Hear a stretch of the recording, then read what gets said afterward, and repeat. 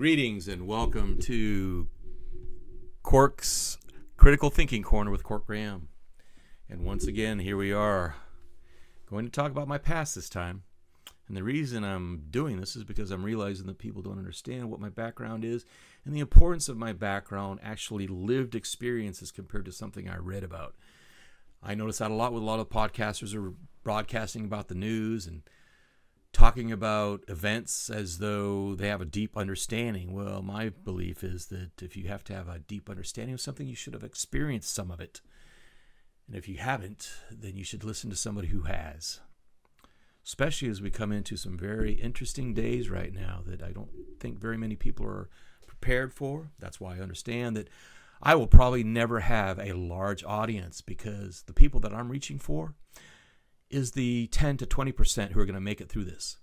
The sheeple, the 80 to 90%, I'm not even going to waste my time, because basically their ship has already been sailing.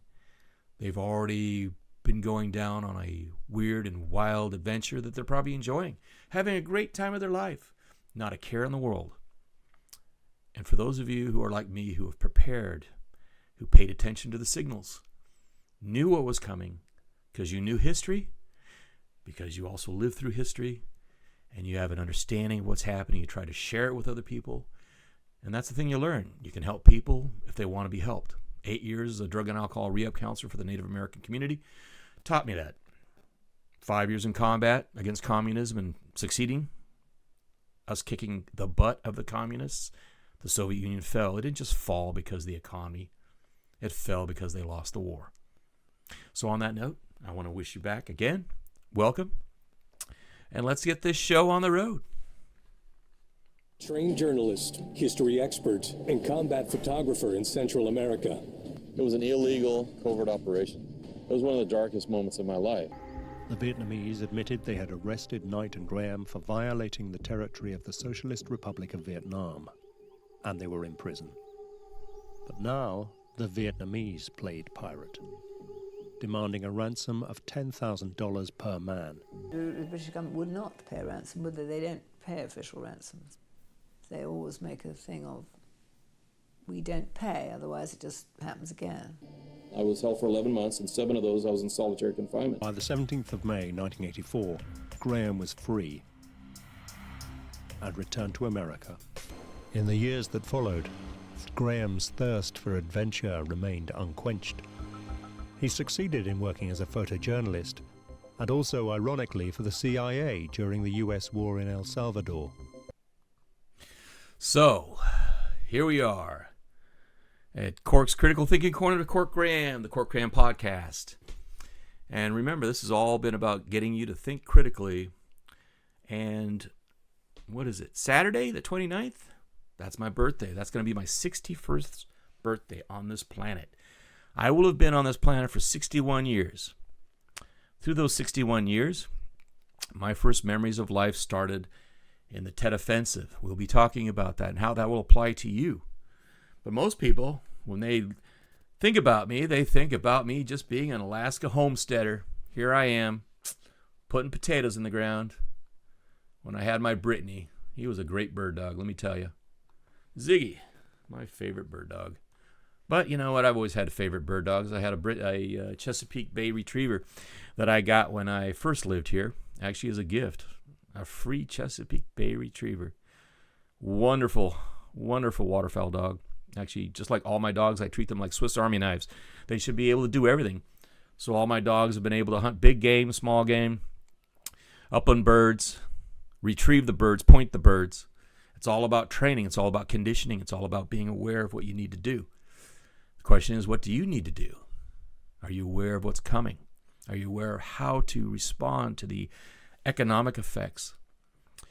What I'll be talking about in the future episodes, because I'm going to get deep into it. I've done the interviews with other people, and more, though, I'm starting to realize that there are topics and information that a lot of the people that I interview, unless that's their specificity, but there are journalists who talk about things they have no idea what they're talking about, because either they were never born in the time that I experienced it, or they're getting all their information just straight from books.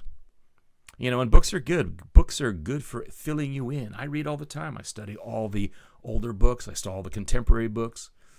I'm reading all the time. But most importantly, I'm active. I am actively talking to people that I knew from that time period to confirm my memories, to make sure that when I tell you about what was happening in Central America in the 80s, that it wasn't just, something that I miscorrectly or incorrectly remembered, that it's something that others that had been with me, either in the war or understood what was happening in Southeast Asia with the American MIAs who were taken prisoner and were never released. And that's a hard topic for me to talk about, because that's actually why I left what could have been a promising career first as a naval aviator, and then I transferred over in the Marine option. So I was actually going to be a Marine pilot flying the F-18 when the F-18 had just come out.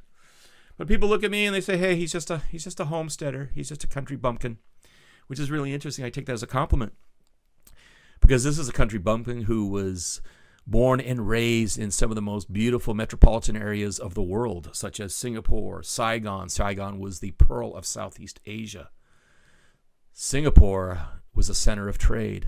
This will be very important for you to understand, because my father was the director of Kohler International. He was the director of the Asia Pacific Rim office. He started it as just an extra bedroom in our home in 1972. This is after we'd already lived in Vietnam.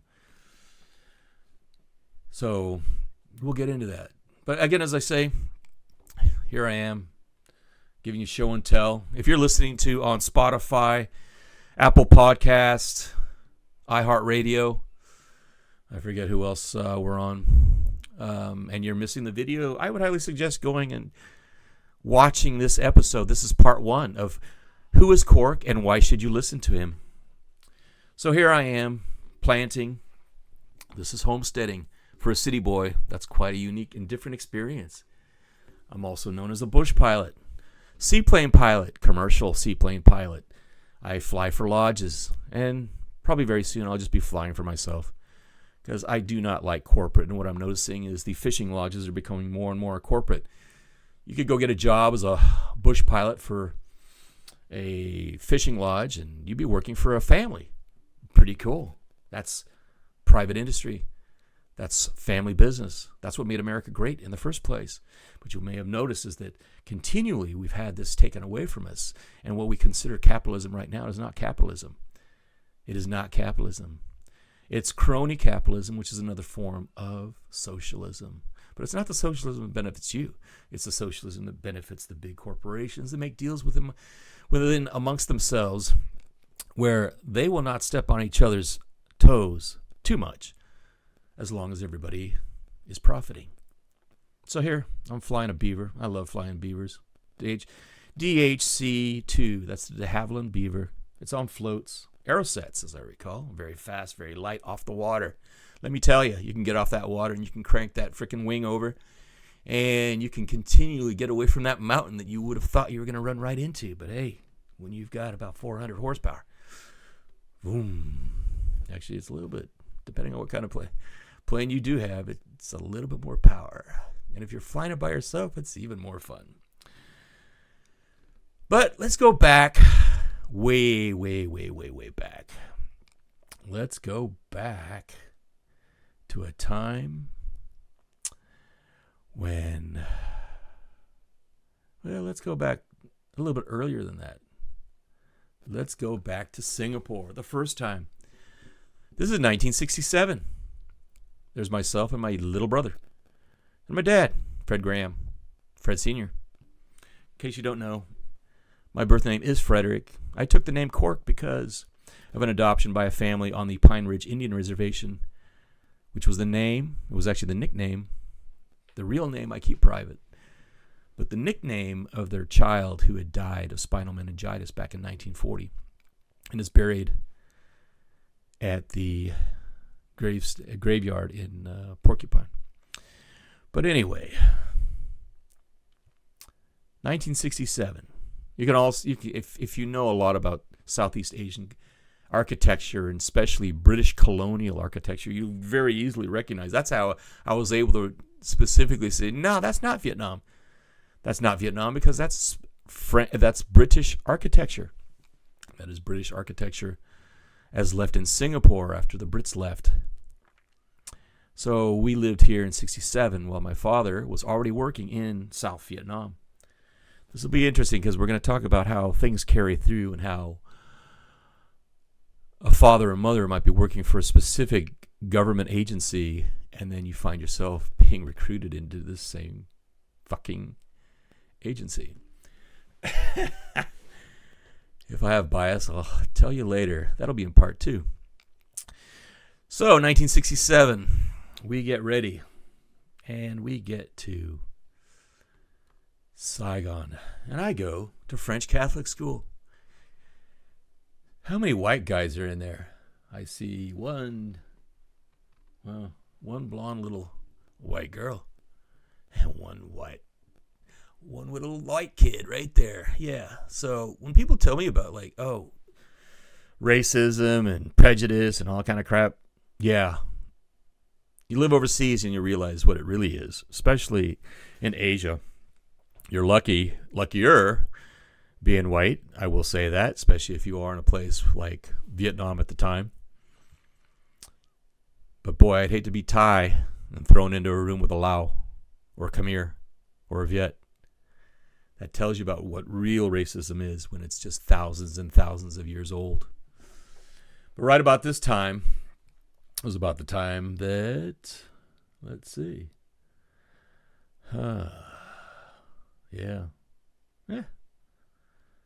Vietnam and Saigon, 1968, Tet Offensive. Everything was blown away. One time I woke up in a hospital. I had my tonsils taken out. I was just at the Army hospital, just recovering. But the thing about it is when you wake up at the hospital and you see all the wounded, civilian wounded, it has an effect on you. Very traumatic experience. As a matter of fact, that'll actually lead to what became my international best-selling memoir, The Bamboo Chest. And we'll talk about that as we move to that one. But here it is. Here I am at the French kindergarten in Saigon, French Catholic. There's all the instructors, Viet instructors, all Catholics. And Christmas after Tet sucked. Everybody was on pins and needles, wondering what was going to happen. And then after that, we had the May Offensive. And the May Offensive, as I learned from a friend of mine, Zip Grant. If you don't know who Zaylen Grant, Zip Grant is, I'm saying is, I hope it still is, because I've been trying to find out if he's still alive. But Zip was an Army intelligence officer, and then he started working for Newsweek and rostered out of Vietnam as a reporter for Newsweek. And forget the name of his good buddy, Terry, who's been dead for a while because of cancer. But it was from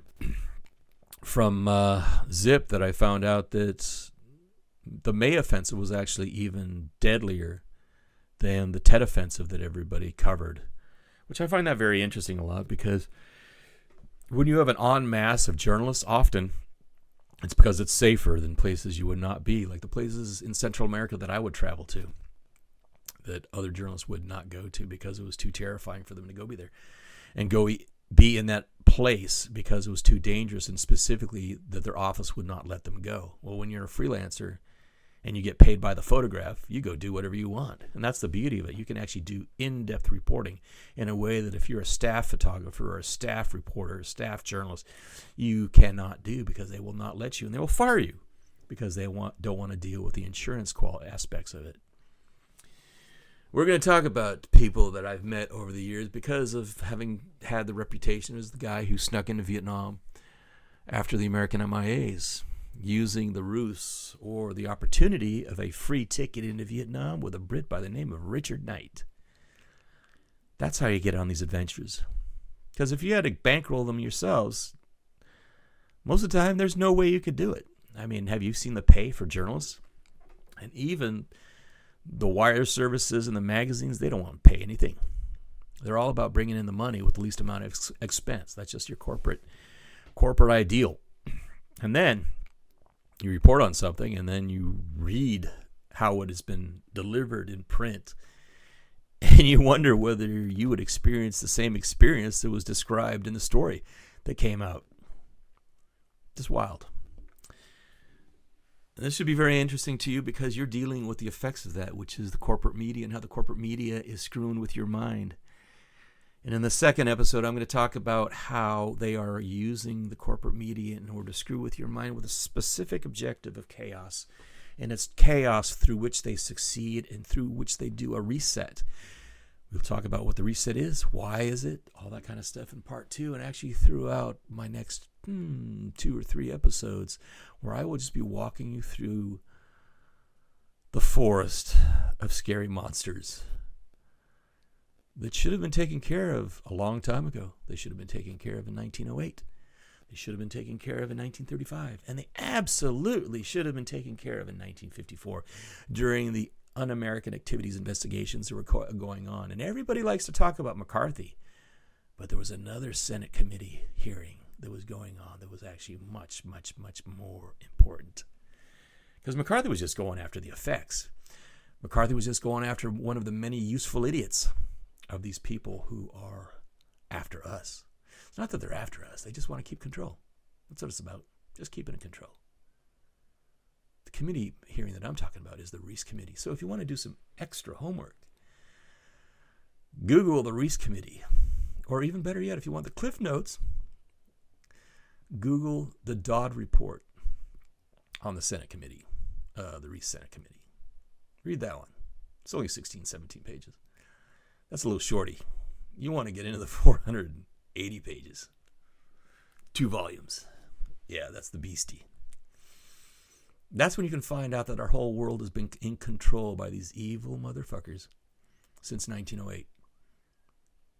When they actually got the idea of how to do it. Well, they knew what they wanted to do. They just didn't know how to do it. So they talked to some scientists. You know, scientists will freaking just... If you ask them, they'll give it to you. So if you want to fundamentally change society, how do you do it? Why, you do a war. Hey, and I know war. My first memory is the life of war. And that's what I'm telling you. I didn't read about Vietnam. I saw Vietnam. I lived Vietnam. I watched Vietnam. That's why when I talk to Vietnam vets, I get 2 kinds of Vietnam vets. One is like, wow, and suddenly we're best buddies because it's like they get an opportunity to talk to somebody who actually understands what they're talking about. Then there's the other one, which is an ego trip, which is like, oh, whoa, why? First of all, I can't believe you were there. And then secondly, it's like when they realize I was, then what it does, I guess in their mind, it kind of like diminishes the fact in their mind that, wow, all of Vietnam wasn't this big, giant apocalypse now set of insanity. There was only my little pocket. So if it was only my little pocket, why was that? And if it was just a little pocket, so does that kind of make it look like it wasn't that big? I don't know. I know that by the time I got to Central America, everybody had watched that movie Apocalypse Now. And that's why there were t-shirts that a lot of the natives were wearing, which is Apocalypse Now, El Salvador. So just like, you know, kids want to play TV and kids want to play movie. Yeah, when they get older and they watch the movie Apocalypse Now, they want to play at that.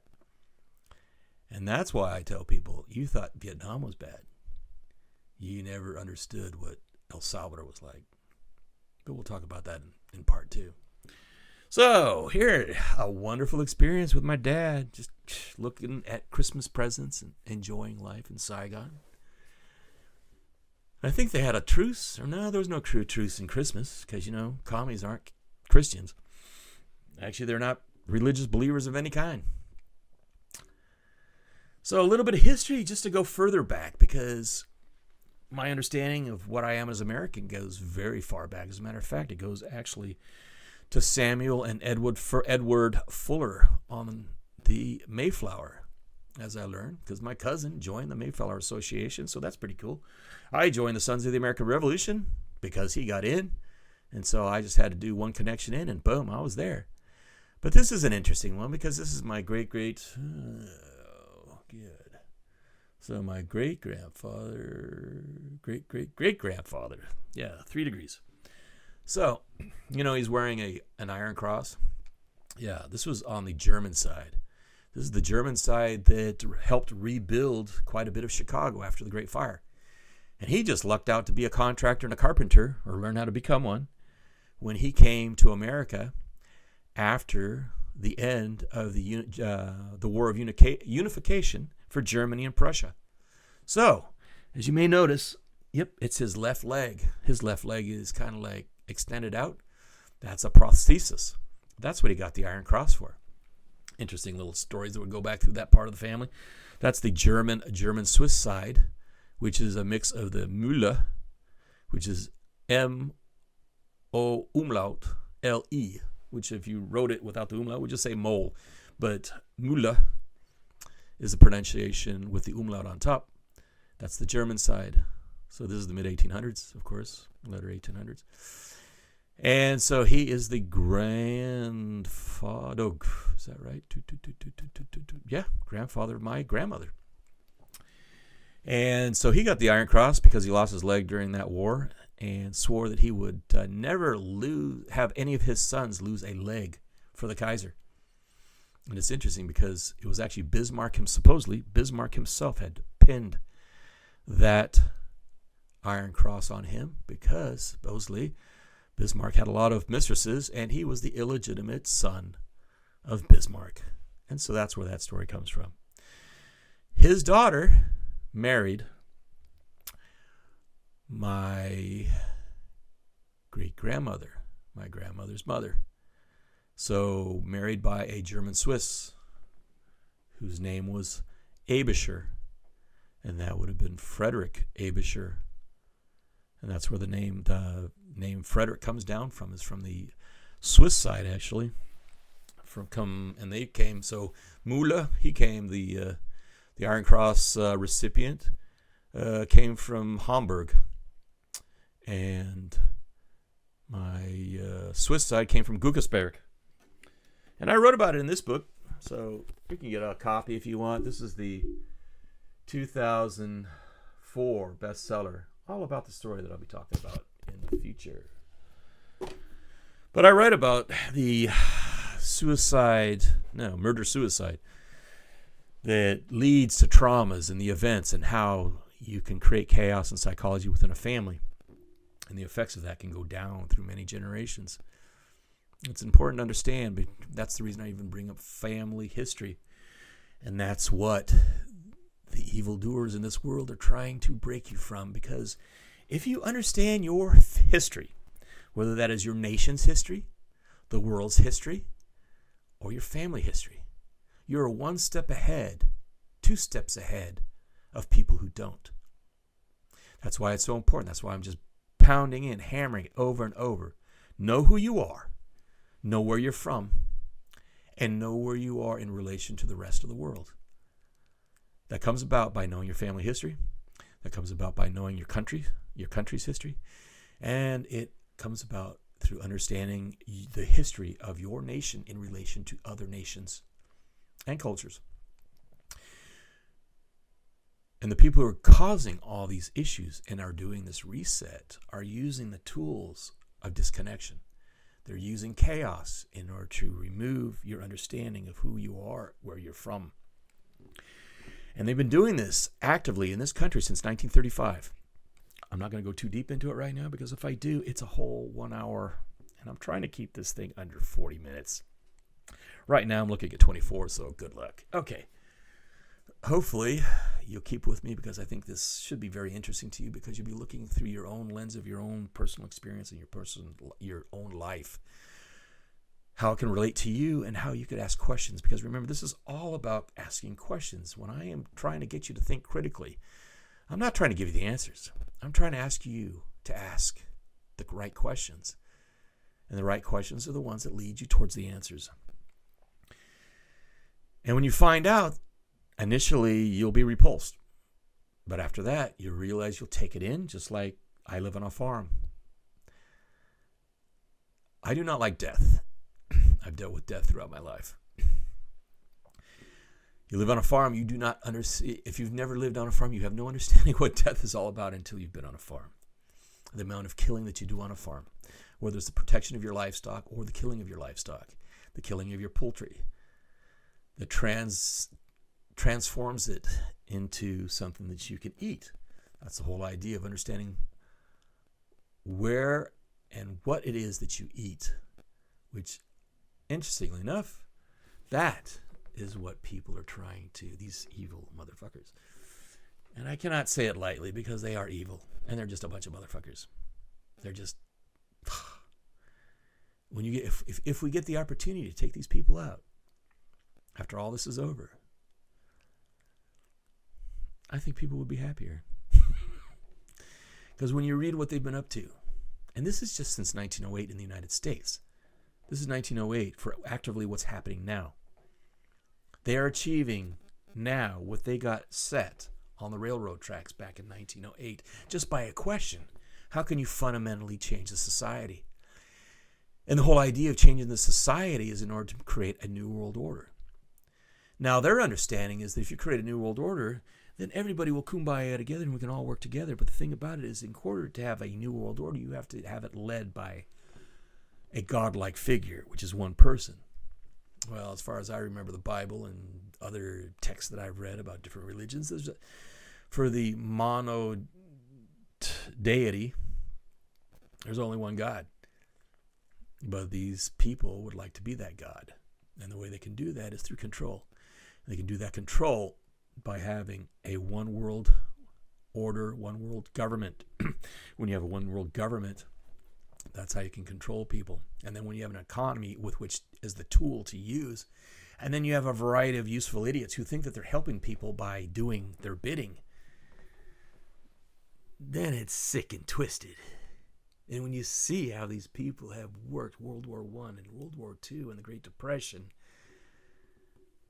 and if you jump even further into the expansion of Wall Street and how Wall Street has been used to enslave the American people, and I am not a socialist. I am definitely not a communist. As a matter of fact, if you want to bury me with a label on my gravestone, it'll specifically say he was a killer of commies. I love killing commies. And I can't wait to do it again, especially if it's in my own country, because that would be the right thing to do instead of in another country. Because my view is that if you want to be a communist country, more power to you. That's your hell that you can create. But if you do it in my country, in my nation, we have an issue. And you should have that same understanding too. If you love your country and you don't want your descendants to be slaves, flat out slaves of a small group of people. And that's what's been happening, and that's what is happening. They've been doing test models in other countries. And yeah, well, we'll talk about it in the next one. But let's get through. So I have a history. So I actually love my country. I love the United States. I love the history of my family within the United States. I love the fact that David Graham came from Ulster, Scots-Irish, with his son Andrew. That's my direct line, plus his brothers. And they arrived in Charleston, and then they went to Chester County in South Carolina. And then they ended up at the Battle of Kings Mountain. And it's very interesting to understand what happened at the Battle of Kings Mountain. It was actually a massacre against the Brits. And interestingly enough, and this is the thing to understand, is that there were only 2 uniformed military personnel there. Everybody else was a paramilitary. Everybody there was a militia. There were no soldiers in the colonial army. It's very important to understand, because we're getting into a situation where you have people who are in the military and they're not upholding the Constitution and have not been upholding the Constitutions since 1914. So think about that. I'm not saying Vietnam. I'm not saying World War II. I'm not saying GWAT. I'm saying all the way back to World War I. We are not supposed to get involved in foreign intrigues, and we've been getting into foreign intrigues, and we've spent blood. And the reason these people who got these wars going was they knew that if you get someone spilling their blood in a foreign country, then the nation who has lost its blood within that country has vested interest in that country from the people, i.e., we don't want to lose that war because I lost my son there. Think about that. That's how these people play. They understand your psychology. Bernays, a bunch of other people, the MK Ultra program, all this other stuff. We'll talk about it. I know a lot about it. So, Plymouth Rock, Battle of Kings Mountain. My family history, I understand it very well, and I like to, that's actually what has molded me in understanding what people need to understand in terms of where you're invested, where you're vested. What is this country based on? And how far have we deviated from the understanding of this country? There's going to be a revolution in this country, but the question is, how is that going to play? Is it going to turn into a communist or socialist madness where you're just another slave? Because we'll talk about why socialism is so powerful and why the elite are so into communism, that the Rothschilds paid for it, that the Rothschilds bankrolled not the Tsar, only the Tsar, but they bankrolled Lenin and the Bolsheviks. That Lenin was working as a banker in London before they quickly got him on a boat and got him over to St. Petersburg and had him do that big address, and we'll talk about that in the future. See, this is how they play. They know how to play the propaganda game. God, what's Bernays? Yeah, Bernays, there's a bunch of other people. They know how to play the game, the psychological game. Yeah, so Vietnam. Hey, I understand how fun it is to be in a foreign country. You live as an expat. I'll be talking about what to do if you're going to move to another country to get through this. I've kind of moved to another country. Alaska is a country unto itself for people who really understand the potential of Alaska and actually the roots of American independence and how that relates to Alaska. But here I am at the Club Sportif in Saigon. So if you're an expat, you basically go to where all the other expats of pre-arrival of yourself.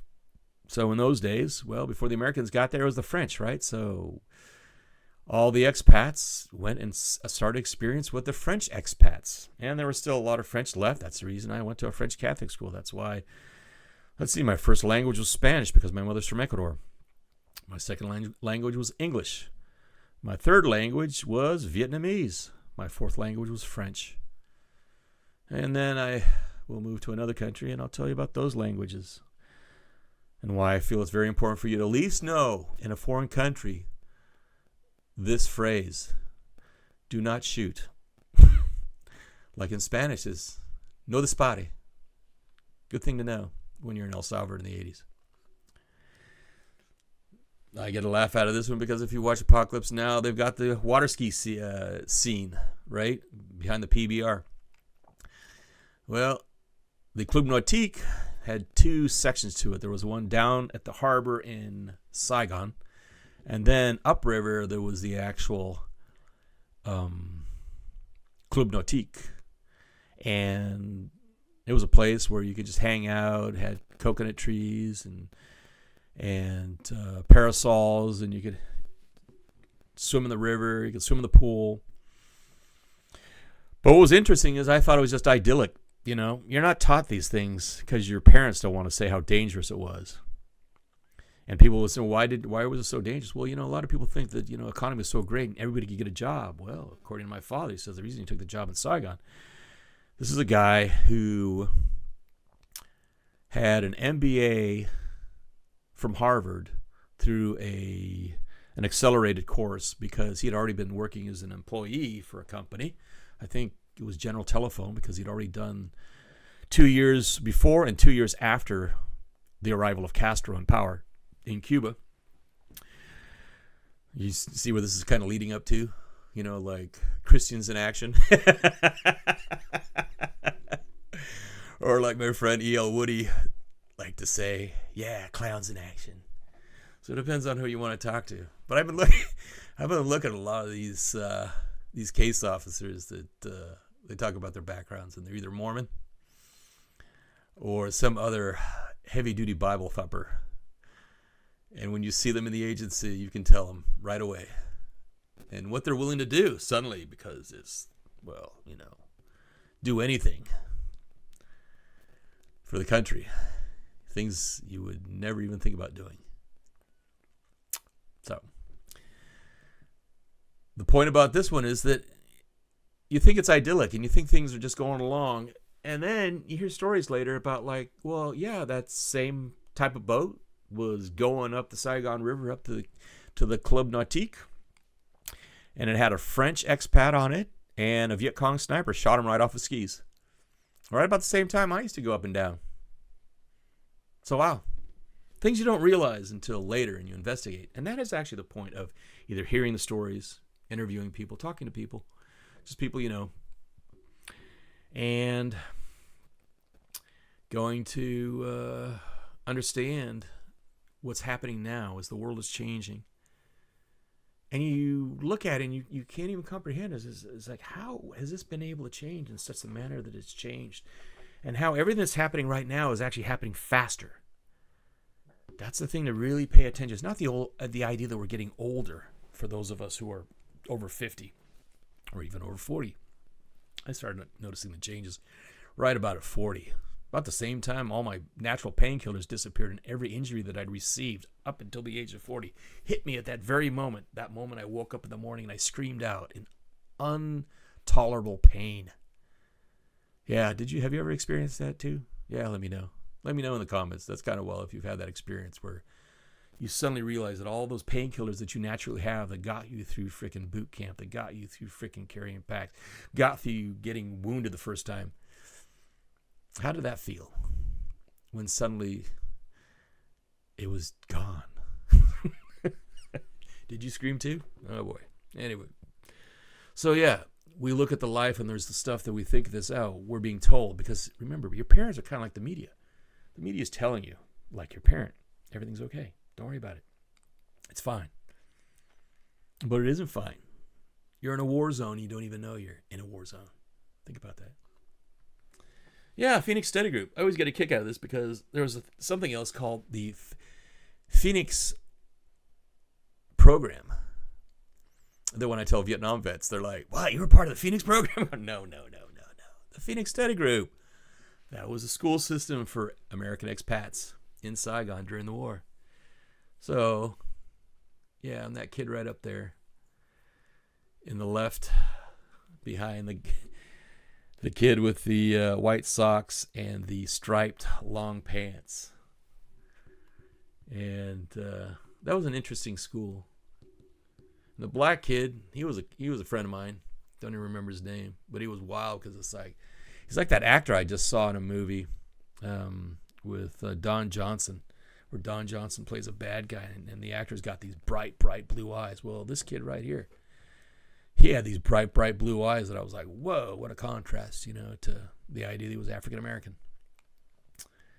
But this is the variety. See, when you're raised multiculturally, you don't really understand racism within your own community the way we do in the country.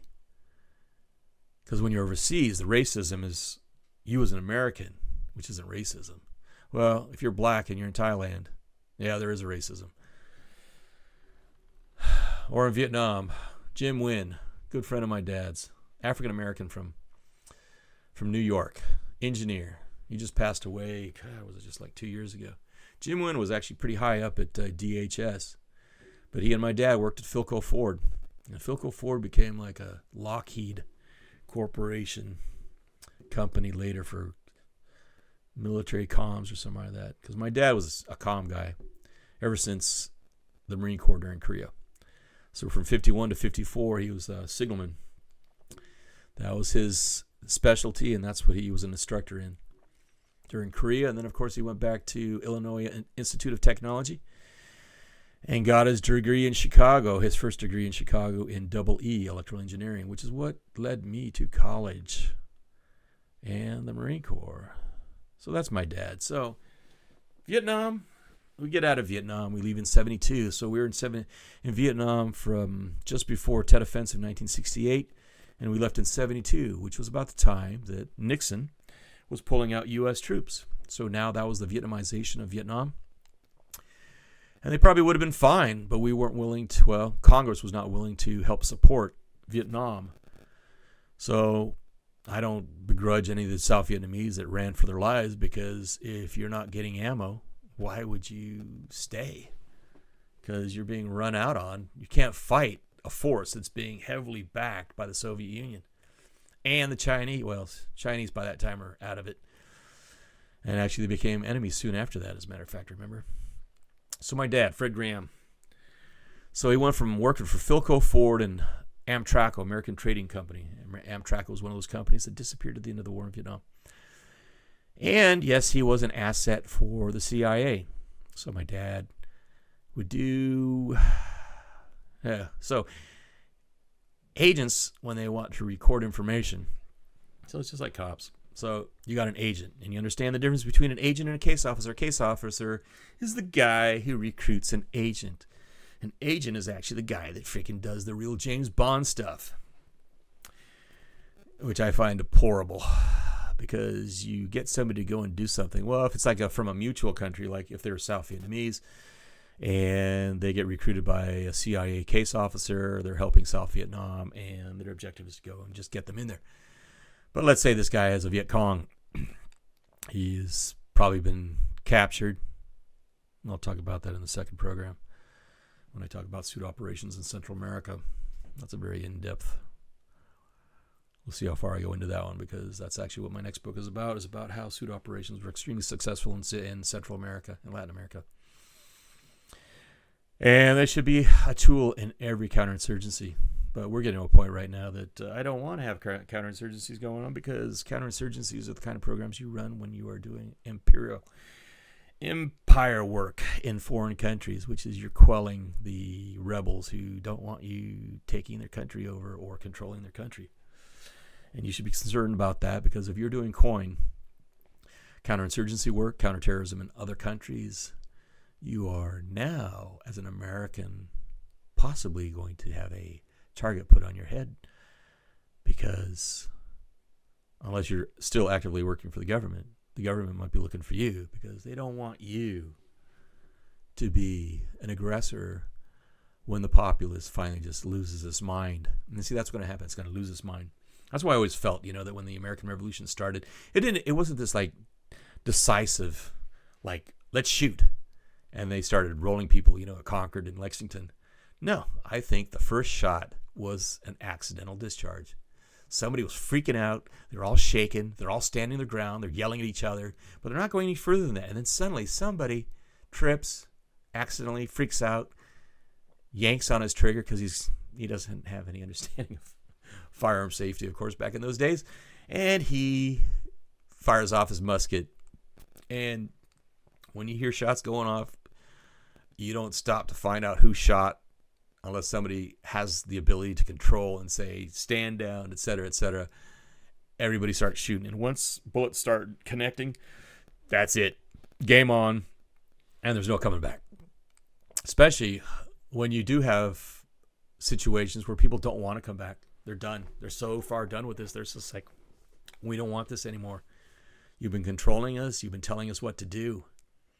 We're done with it. And everybody talks about, they don't want this to happen. You should be asking yourself, how far can you go? How far can you go in your own life to the point that you're thinking to yourself, how bad can it get?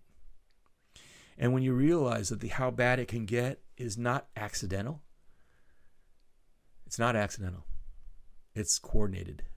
It is happening as a result of orders. It's happening as a result of a program. It's a project. It has a goal. The goal is chaos. As you create chaos, you have the ability to do a reset. As I said, I'll be talking in the future. We'll be talking about the resets.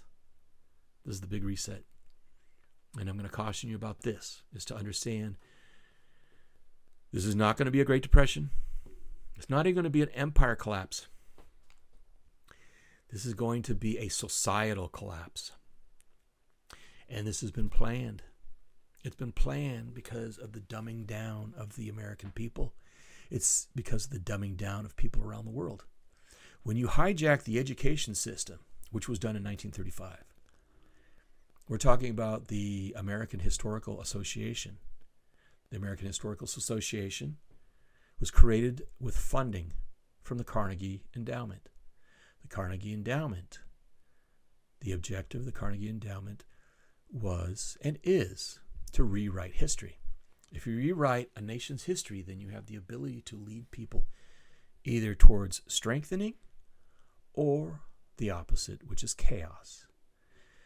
They have set it up for chaos because you have publications that were written before 1935, and then you have publications that were written after 1935. And if you have the authors who originally wrote the books of history for schools not willing to sell their souls to the Carnegie Endowment, but the Carnegie Endowment is able to find a group of people, as I recall it was 12 professors. They got the 12 professors together, created the AHA, and from then on, they rewrote all textbooks that were received in all schools. Unless you're willing to go on your own to go and read the books. And I have some of those books. I have the books from Mary and Charles Beard. They were the ones who were honorable Americans. They were approached by the Carnegie Endowment and the Carnegie Endowment and said, if we pay you, will you write the books with the agenda and the intent that we have? And they said, absolutely not. And that's how and why they created the AHA. Because there were professors who would be more than willing to sell their souls. And that's why we're here, partly. Interesting, huh? It's funny the things that you learn when you read through old government documents. As a matter of fact, our government's supposed to be doing this, recording what's been happening, right? And they did. But nobody's got the time. You don't have the time because they try to keep you enslaved by working all the time. That's why they don't want you to be a farmer. Because if you're a farmer, you grow enough for food. So that's all you need. Remember, it's food, water, shelter. And actually in these days, security. That's why they're trying to disarm you.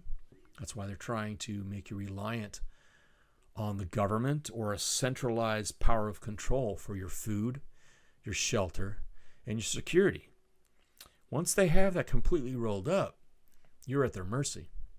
And that's why they've been at every turn trying to get you to relinquish your power. You relinquish these things. You say, well, we don't need to have our own guns. Because if we don't have our own guns, then we won't be hurting each other. Because remember, it's all about for the public safety. Yeah, the public safety. Bolsheviks came on that pattern, on that platform. Public safety, public welfare. Beware of people bringing gifts. Beware. Anyway, so Fred Graham, he gets a job. He gets a cool job. Requires a lot of him.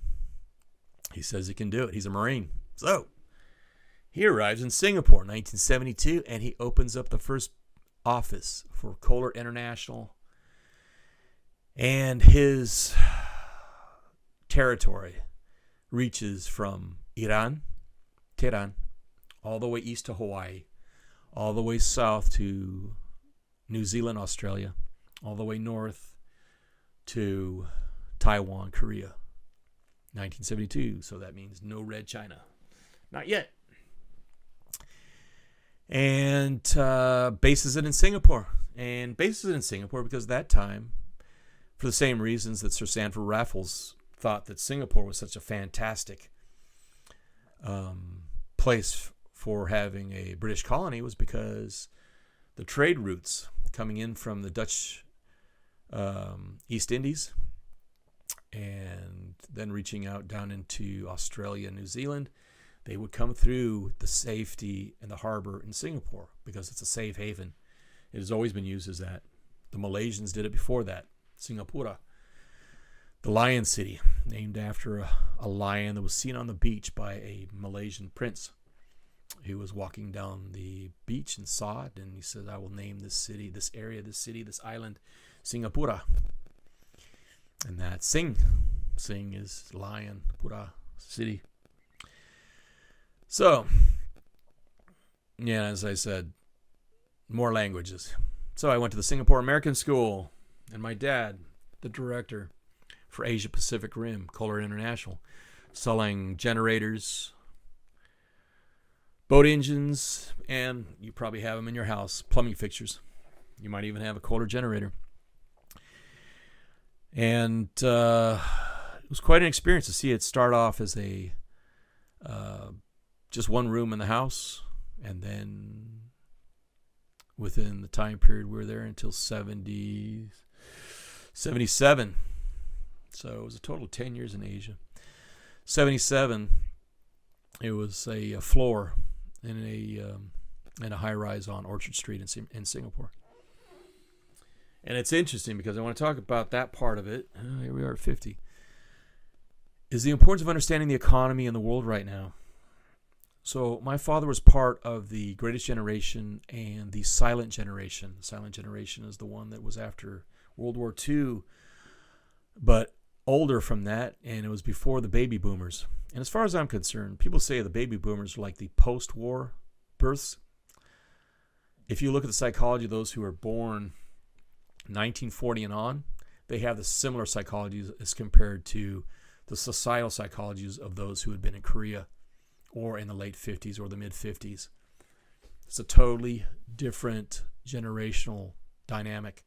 And then you compare that with the much, I say, bigger mouthed generation of the Greatest Generation, who is more than happy to remind you of what they achieved with fighting the Axis and all that kind of stuff. But as you'll notice, it's just another Mick war that we've been gotten into towards the objectives of these people back in 1908.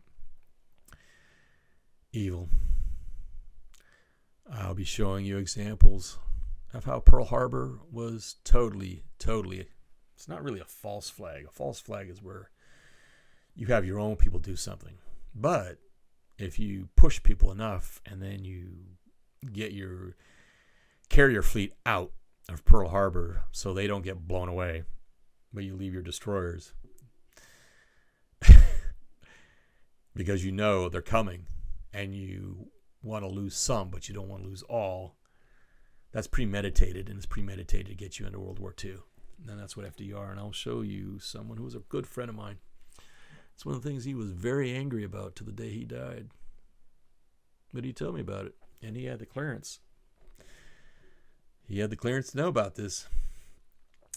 So my dad was running the efforts of Kohler International in Southeast Asia. So I learned about trade. I learned about marketing. I learned all about this stuff, not by reading about it in business school or going and working in a company. I learned it by reading my dad's books for the company, by reading his college manuals when I was a kid, by watching my father when he would take us on trips. Because a lot of times, business, when we went on vacation trips, you could also slash it as business trip. So if we went to Thailand, we went to the Philippines, we went to Borneo, we went to Indonesia, went to Kuala Lumpur, went to Penang. I always wanted to go Australia, New Zealand, because then I could at least have gone hunting and fishing down there. Taiwan, Korea, where else? Macau, Hong Kong. Hong Kong when it was cool in the 70s.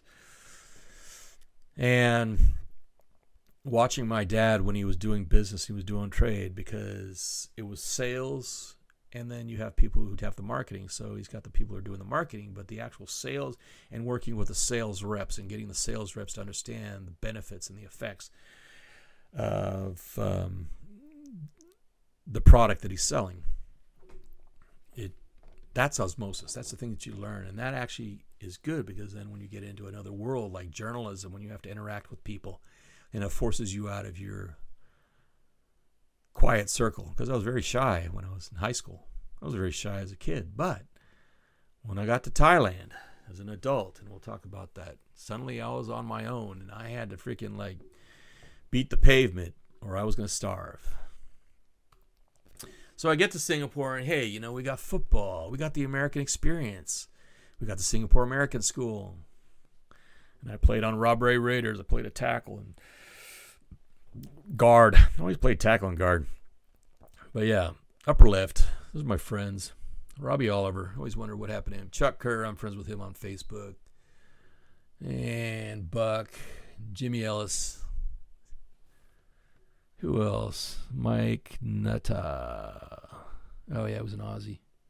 So we had Aussies, we had Kiwis, we had Canadians from Alberta.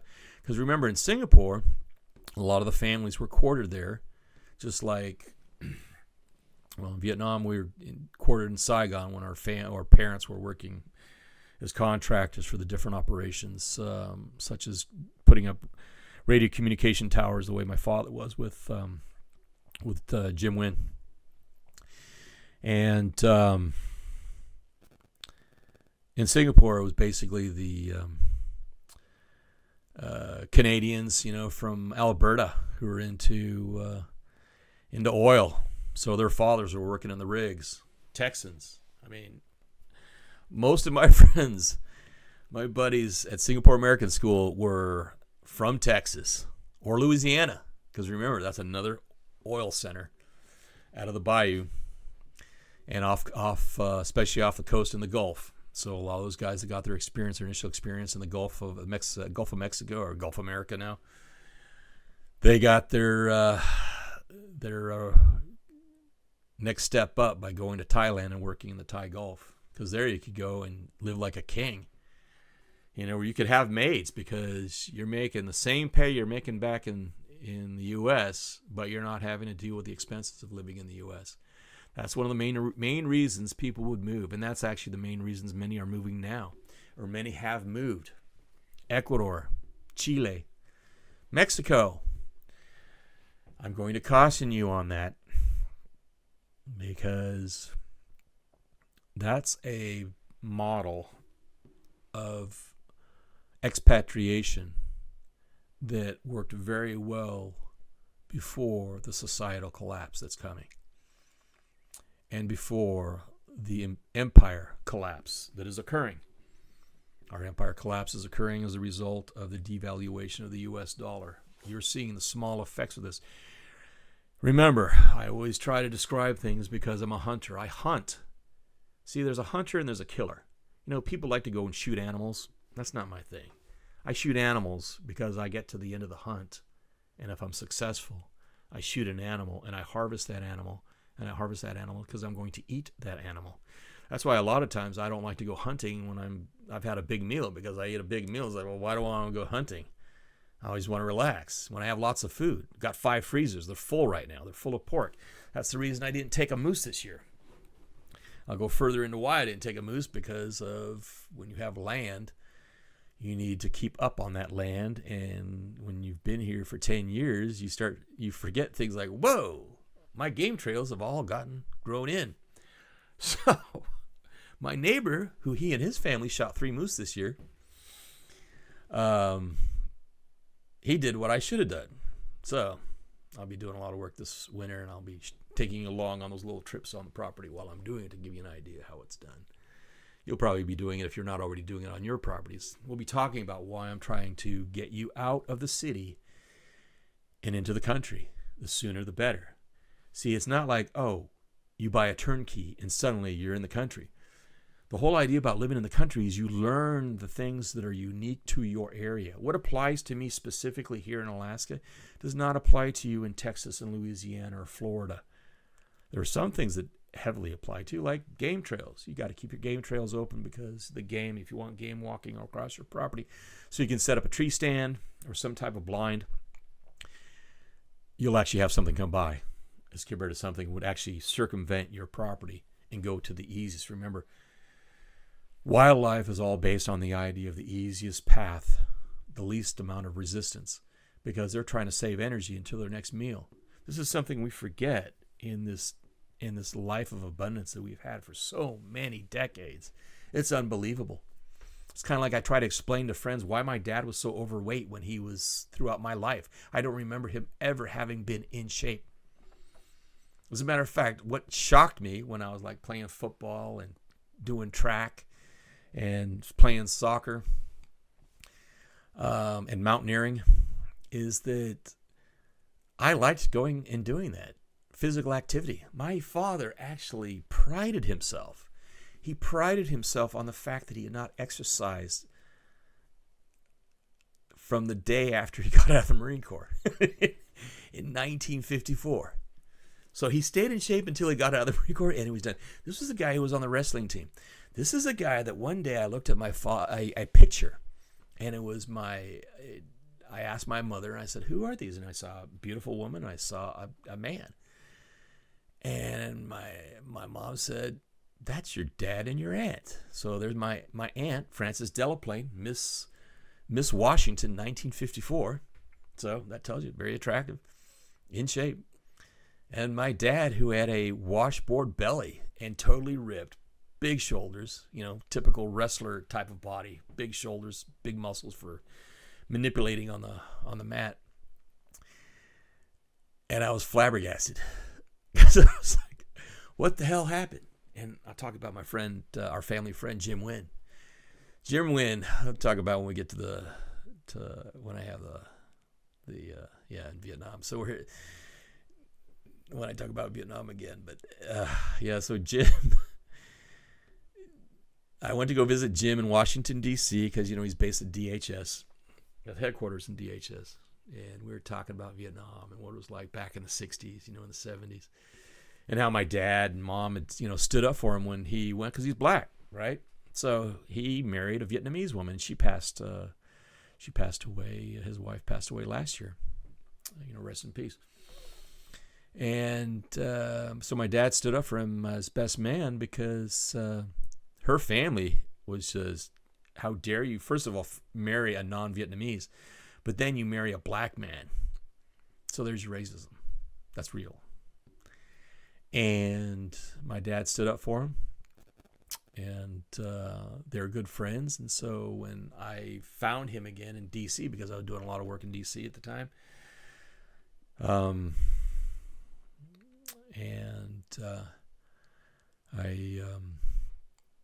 we were talking about my dad and say, hey, God, telling him about how my dad was in bad shape, and he was, and Jim had been in, he was pretty overweight too, and poorly also. And he says, you got to understand.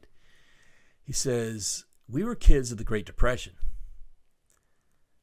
When we were kids, we were starving so much, so that your dad looking in great shape by high school. Well, before that, he was really, really skinny, just like I was. And Jim was raised in New York City in the 30s, where he's born. And so he said that by the time we started making money, and we were making good money in Vietnam, we were doing really well, as contractors. He says we were buying steaks and we were buying booze and we were just eating and drinking with not a care in our mind. We didn't think about working out or anything like that because they'd gone through such lack in their childhood.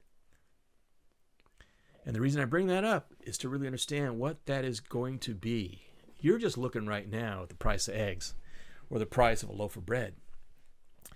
You need to be looking right now at what it means when you've got children and you got a wife or a husband and you're looking at your spouse and you're looking at your kids. Maybe you're looking at your parents because your parents lost their home because the debtors have come to collect. The banks have come to collect, and they're coming to collect on your debt. And that's how this has all been set up. This is how they're taking it away from you, is through debt collection. And they're going to keep on doing it more and more. I'm seeing it right now. People trying to stay ahead of the debt collectors by trying to sell their planes. I'm telling people, if you've got the money, if you got the assets, save it for next year and the next 2 years, because property is going to be available. And it's going to be in prices that you wouldn't have ever thought you could buy it for that. And you should buy. Because real estate is a true asset. That stupid car that you went and bought new, that $40,000, $50,000, $60,000, $70,000 truck, if you could sell it right now and buy a beater as quickly as possible, you'd be doing yourself a favor with what's coming. Because we're not even there yet. And it's already going to be getting worse and worse. This is winter. We're going to see what's going to happen during the Christmas sales. We're already seeing what's happening at Walmart. I go to Walmart and I'm looking, you've probably noticed this too. I'm seeing prices drop like crazy at Walmart. What that tells me is that they're not able to ask the prices they were previously asking. They know what's up. They're adjusting for the idea that you cannot afford it. So they know they're not going to be able to get everybody to buy like they were before, because everybody was throwing money all over the place, especially when you're getting free money, or you thought it was free money. You're actually just getting your money back because the government was stealing it from you under the Voluntary Act of the IRS. It's voluntary. And I'm going to repeat that again. The act of paying your federal income taxes is a voluntary act. It's a lie. It's a lie they've put on you through intimidation to get you to squirm. But if you know the law, and you know that the only real constitutional tax is a sales tax, that's why you should listen to the interviews of Bill Cooper. I've been listening to those again. And it's been pretty wild, because the guy knew his Constitution. He knew true law, not this fictitious stuff that's been created over the last decades in order to enslave us. So, Singapore, Robbery Raiders. Good team. That was actually a cool time. It was 76. 76 was a very important time. That was a time that I met, Nelson Rockefeller. Yeah, met him at the U.S. Embassy. Yeah, the U.S. Embassy, where we had a copy of the Liberty Bell. Much smaller, of course. Yeah, shook his hand. This is very interesting to understand. So this is when the wealthy elite look at your best benefit. Remember, there's an old saying, if you've ever worked in marketing and sales, which is the WIFM, WIIFM. What's in it for me? The human psyche is based on that. That's why it's so unique and interesting when we move away and we are able to actually go out and do good things for other people. But even in that, it's the questioning of what's really happening. So ask yourself, why is it that Nelson Rockefeller created all these fundings? And why was it that my mother, when she found out that I shook Nelson Rockefeller's hand, she was all excited and like, wow, you shook Nelson Rockefeller's hand. And I'm thinking, what's so special about that? I just shook hands with a politician. Remember, I'm a kid. I don't know what's up. Later, I would understand it even more so. As my father said, well, you just like Rockefellers because they brought all this money to Ecuador. But why were they bringing all this money to Ecuador? Same thing the Chinese are doing right now with the Belt and Roads Initiative. Taking control. Once they get you in on the credit, they got you. That's what the bankers are doing to you. So they get you in on the credit, and then they take what you got. The Rockefellers came into Ecuador, and they took all the oil. Well, they didn't take all the oil. They're still taking the oil. But now the Chinese have hijacked it. And that's what we're seeing in Venezuela. So they're trying to get back the oil in Venezuela. And hey, I'm fine with that, because basically, as I was reminded by a Venezuelan friend of mine, it's just like Venezuelans didn't do any of that. They didn't build any of that. It was Americans came down and built it. And the Venezuelans just benefited from it. So talk about a socialism in a capitalist society. It was already happening in Venezuela back in the 50s. Think about that. Why does capitalist companies or big corporations, why do these companies like playing with socialists? What other government process can have you so reliant on the government than socialism? You're not thinking for yourself. You're being told everything to do. You don't have to, and the way it's put to you is you don't have to think for yourself. It's like critical thinking. Think about it. Critical thinking is hard. You've got to get all the facts. You've got to ask yourself, what's happening here? What is going to cause you to make the right decision? A lot of stuff is on the line. Your life is on the line. Your comfort is on the line. Your progeny is on the line. Your descendants might just never be. Think about that. All based on the decisions you make now and whether you think critically about the decisions you're making and the permissions you're giving people who might not really deserve your control or taking control of you. Yeah, Rob Ray, here we are. Number 83. Is that Coach Proctor? Yeah, Coach Proctor, I think, is the... No, Coach Proctor is the guy next to Libby Johnson. I'm remembering all these names. Who are the others? Oh, Mike Nutter over there. And who else we got in here that I remember? Is that a Delahanty down there in the front? Yeah, I think so. And there's Jimmy Ellis. So, yeah, number 83 in the back, standing. Robbie Oliver on the other side of the quarterback. That's Singapore. That's the football field. We had a chopper come into that football field in '76 from I think it was the USS Ranger. I think they did a visit. So we get indoctrinated. Patriotism, red, white, and blue. And which military service are we going to go into? So if your dad's a Marine, what are you going to do? And class. Yep. That's what we looked like back in the 70s.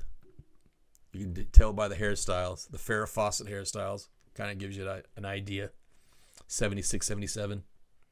Me with my crossed arms and my watch in the front right row or front left row, depending on which way you're looking at it, with a kind of a smirk on my face, I guess, or just annoyed, bored. That's about my attitude by the time I was getting to this point in school. I need to get out. I wanted to get out into the world. More class pictures. Uniforms. White shirts, long blue slacks. Girls had to wear either a skirt and a white shirt or a full length, just above the knee dress or skirt, I guess you'd call it. So this is what you do. You go to a private school. This is very important because I'm not a Singaporean citizen. Never had any interest. Never will. Now, Obama, see, this is when everybody was asking about Obama's nationality. What is his nationality? Unless he became an American citizen again, as far as I'm concerned, he's still an Indonesian citizen. You know why? You wouldn't know this because you weren't raised in Asia. If you're raised in Asia, you know this, which is all these countries, you couldn't go to their public school unless you were a citizen of their country. Obama went to Indonesian public school. If you went to Indonesian public school, he was an Indonesian citizen. And there you have it. It's that simple. I'm surprised Americans didn't know this. Even McCain's campaign, they didn't understand it. They didn't know it. This would have been an easy one. All you had to do was bring that up, and boom, Obama never would have gotten in because he's not a citizen. So all this crap about his birth certificate, who cares about that? He's an Indonesian citizen. And then I got to California. Bay Area. Went to Carlmont High School. Carlmont High School was pretty cool. We had trips back then. You would never have those trips now. I'm the guy who had a freaking piece of sand in my eyeball just grating away. We had to put a patch. The trip medic put it on there. And I was in Baja, California on an archaeological dig. We were on a trip. We would backpack into the hinterland of Baja. It's a cool trip. I would never do that now. But could you imagine a school right now taking a group of students from the San Francisco Bay Area, taking them down on the original Camino Real? We're talking the original from the tip of Baja. There was the King's Road, Camino Real. That's what it means. Real, king, royal, the royal road. Camino, street, road. The original Camino Real, which is at that time all the small rocks had been washed away, and all you had was big boulders, so you'd have to jump from boulder to boulder while you're walking. That's not a comfortable until you got off the actual Camino Real, and then you just took a trail like all the locals did. And we would go and visit these old archaeological sites. left by the previous from the indigenous people. Look at the cave paintings and all that kind of stuff, and go from oasis to oasis. Cool trip. But could you imagine having that type of education right now, where you actually got to experience these things instead of reading about it in a book that now is questionable because it was probably written by a professor who's a member of the American Historical Association?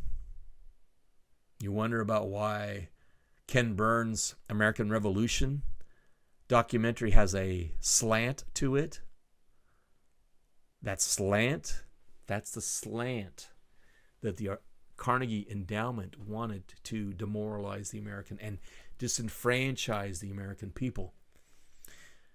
Remember, this is when the Soviet Union was still active. Why would they want to do this? They wanted to do this so that we could be more amenable to join with the past Soviet Union. Because if we could do that, then we could become that one world order that went even further than the United Nations. Think about that. You have that kind of power. But we lucked out right here. We had Mr. Trask, and Mr. Trask was our history teacher. And he was in great shape. He was a runner, and so he would lead these trips. I'm still blown away about how, as long as we just had our parents signed a release, we could go. We just had to pay for the trip.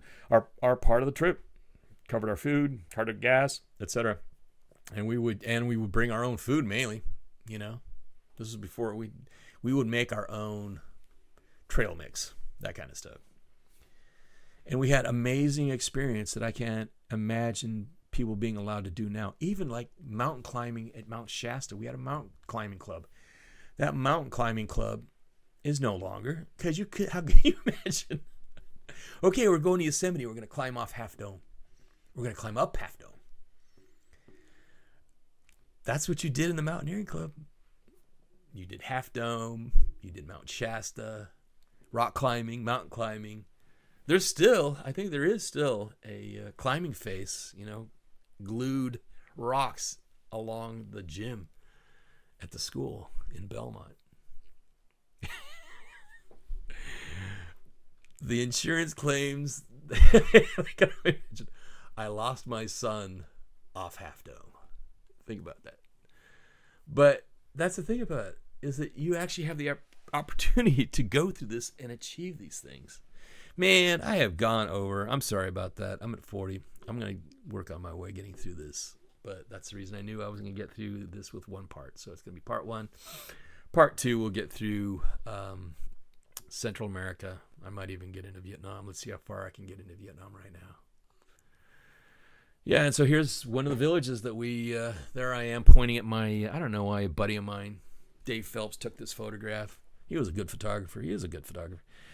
Took this shot, and I was just pointing at my hat, just giving some kind of direction for this shot. It was a cool shot. Cool portrait of me with the rest of the locals, and I could keep my Spanish going, Mexican Spanish mixed with Ecuadorian Spanish. So we graduate high school, and I go in for INDOC. That's Lexington at Pensacola Naval Air Station. So there I am in the back behind the female cadet, midshipman, and the Lexington was at Pensacola at the entrance, and you go, and we had our INDOC and was preparing for aviation for those of us who were going to go that route. Who knew that soon after that I was going to be looking for naval aviators and marine aviators who were lost in the war. So soon after I had my INDOC at Pensacola Naval Air Station, I went back to Berkeley, and I told my commanding officer that I was going to Southeast Asia because I was going to go and see about covering the big story at that time, because Colonel Boegreitz was pretty famous at that time for having snuck into Laos looking for American servicemen that had been lost during the Vietnam War. And that was the big story. There was other stories, i.e. the Khmer Rouge, and also the Pathet Lao, who were fighting for their lives again. I mean, not the Pathet Lao, excuse me, the Hmong Hill tribe.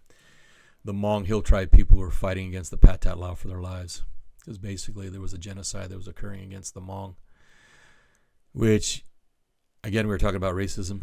Well, racism between the lowland Lao and the highland Hmong is well known if you know the history of Laos and why the CIA was so able to recruit them for the was it Vang Pao was their leader who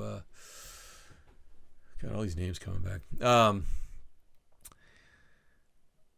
Created the army that was actually sent out to harass the North Vietnamese while they were smuggling supplies and soldiers down the Ho Chi Minh Trail. That, for those who don't know it, the Ho Chi Minh Trail never went through Vietnam. The only time it went through Vietnam was on exit from North Vietnam and entry into South Vietnam.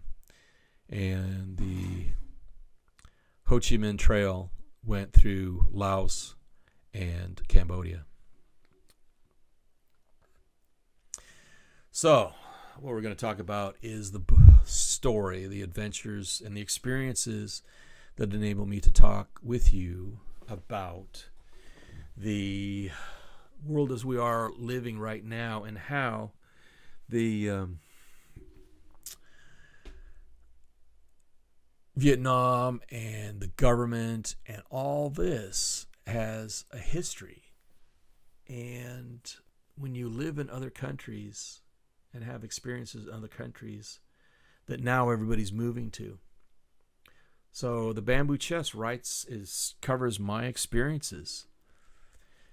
And, well, it covers my experiences as a child living in Vietnam, but it also covers my experiences in Thailand and Vietnam in the 80s. So we have the comparison of what is it like to be in Vietnam and Southeast Asia during the 60s and 70s, and then what's it like to be in Vietnam and Thailand in the 1980s. And then we look at it, what it was like when I went back in the 90s to finish out the epilogue of this book that became an international best-selling memoir in 2004. And my introduction to Thailand was that I got a job. Well, it wasn't a job because it's like you make your job, but it's a freelance photographer for AP and Reuters. And you're basically running around trying to get a story. And if you can't get a story, you basically make your own, I'm spacing out what we used to call that. You basically have to go and create your own assignments. So you create your own assignments, plus there's the assignments that are out there. For instance, there was, when I got to the office, so John Everingham is a friend of mine. I have to go back and before is and was to see if they're still alive. I haven't seen any postings from John in a while on Facebook. And I haven't been back to Thailand in enough time to make it worthwhile to even say hello. But John is an Australian photographer. He was famous in the United States the very week that I was leaving for Thailand in March of 1983. And so I had asked for an LOA. I still was in the Naval Reserve Officer Training Corps, and I still had my reserve ID card, which is interesting because I took that ID card with me in case I wanted to go into any military establishments, any military bases in Thailand while I was there, which if I wanted to hit a PX or anything, that's why it's nice to have a card like that, right? And in my view, I thought I was just going to go do my adventuring and come back and go back into school and get my commission, right? and then fly the F-18. And it's interesting that I do a different kind of flying up here in Alaska than jets, that's for sure. But there was one assignment that was written up on the board at the AP office in Bangkok when Dennis Gray was there. And basically, it was a new movie. So this is kind of cool. A lot of people don't know this unless they've read my book. And that is that causes a question. Can you recognize the Marines which one is? So, Dennis Gray wanted photographs from the set. Film in the spring of 1983 in the countryside around Bangkok. And my flatmate, actually bundle mate, ended up getting a job there, and he said, "Hey man, you should come down and see me." I said, "So okay." So I went down to the hotel, and they were hiring. They were paying $45 a day.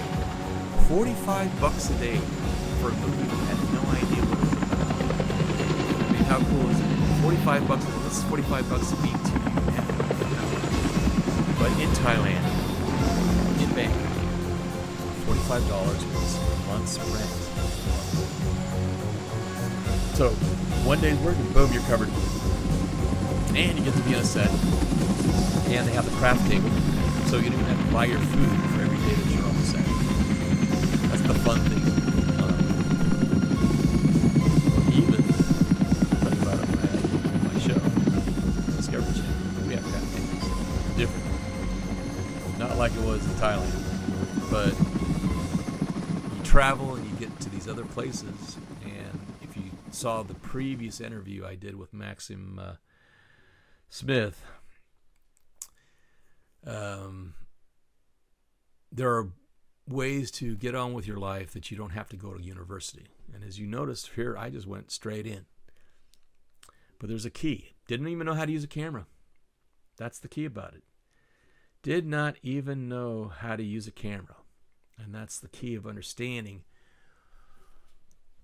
that you can make your own life and you can have experiences that aren't there set on the regulative quality of the institutions, the education institutions. And when you dig deeper into the education systems and you understand that the present education systems that we have now were designed by John D. Rockefeller.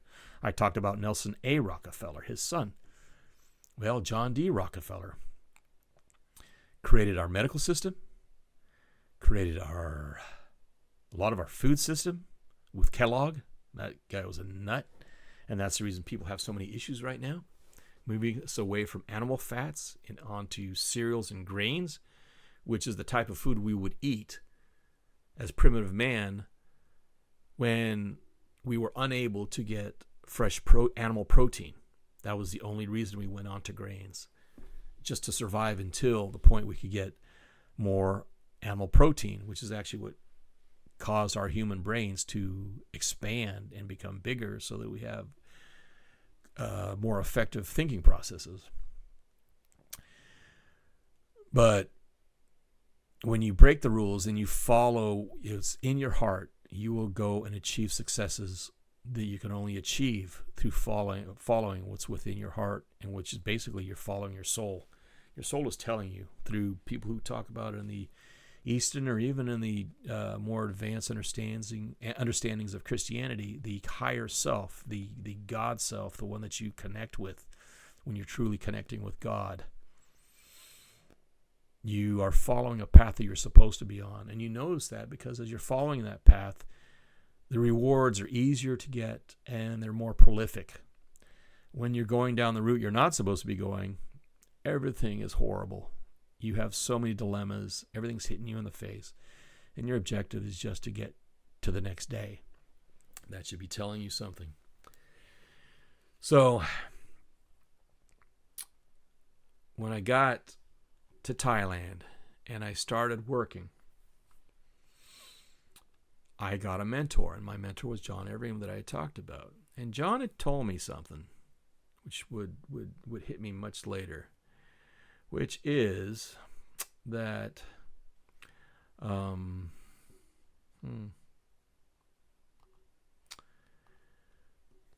and yeah, if you want, I would highly suggest the way you can support me, because I'm not asking you to pay me unless you're hiring me as your contractor or client, consultant, is to get one of my books. There's a lot of books right there. There's going to be more books coming. As I say, I'm working on this one book about Central America, and then I'm going to be writing my book, The Red Road Home, which is about how to get past PTS and the memories of war to be able to regain your life and achieve the things that you really wanted to before you got sucked up into a war. And we're all going to be sucked up into a war. That's their objective. That's what they're doing. The question is how you get sucked up into it. Do you get sucked up at where you're a victim, or do you get sucked up into it where you're strong enough to get to the other side? Because the victims are just going to get wasted. So, Cambodia. I bring this up because I went to Cambodia, which is kind of cool, because here I was in the killing fields, and I'd actually been to Cambodia. I think I was one of the few people, except for the advisors to the film, who were in Cambodia in 1970. That's my passport from 1970. I asked my buddy Joe Galloway, and that's the thing about it. When you're in the circle, it was actually one of the things that I brought up with Michael Yon when we first started chatting on the phone when he was in Hong Kong. Is people we knew in the circle within which we ran. And the circle that we ran shared Scotty Helvenston. Sadly, he was killed in Fallujah, and for Blackwater. What a fiasco. And Joe Galloway. So Michael Yon and I were friends with Joe Galloway and Scotty Helvenston. Jan was friends with him back in high school. I became friends with Scotty when he was on a TDY to Puerto Rico for a training event that I was participating as a student. Back when I was in Central America, and I was sent over there from San Salvador. And Joe Galloway and I became friends back in 2000 when we were working on the idea of a movie script on Sean Flynn. Sean Flynn was a really good friend of Joe Galloway's. As a matter of fact, just before he disappeared on the border of Cambodia, Sean had spent 6 months with Joe Galloway in Jakarta, because after Vietnam, Joe took his family from Saigon to Jakarta and had a wonderful time as I think he was the bureau chief for UPI in Jakarta. And Sean had come out and spent 6 months with him, and a nice little story about how just before Sean went to Vietnam for that trip with who was the guy that he was Stone's first name. I forget Stone's first name. But it was Stone and Flynn got taken prisoner by the Khmer Rouge on the border and disappeared. And that was the big thing, whatever happened to Sean Flynn. And it's in my book, The Bamboo Chest. Get yourself a copy. Oh, yeah. Dana Stone. That's it. Dana Stone. So Dana Stone and Sean Flynn disappeared in Cambodia at the border. And before that, Galloway and Flynn had traded trees, and they didn't trade. Actually, they had a conversation, and Galloway asked him Flynn, what's your favorite plant? And Flynn said that it was the boab tree. It's that big, giant trunked tree, in Africa that has, in relation, the branches look so much smaller. But the boab tree in Africa, and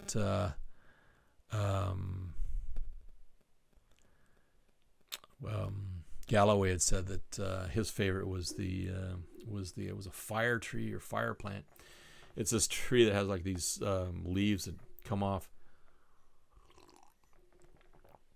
and flowers that look like flames, and they grow in Asia. I think it's called a fire tree or a fire plant. I think it's a fire tree, because we're talking about trees. But anyway, having played an extra Marine on the killing fields, and then having actually been in Cambodia during the time that was covered in the movie, it was kind of wild. So that's why I brought up this. This is my old passport from that time. I still have it. Things that you keep, that don't get lost in all the different moves you do. And this is pretty cool because I got to become friends with another. Again, you're in the circles, and so Al Rockoff.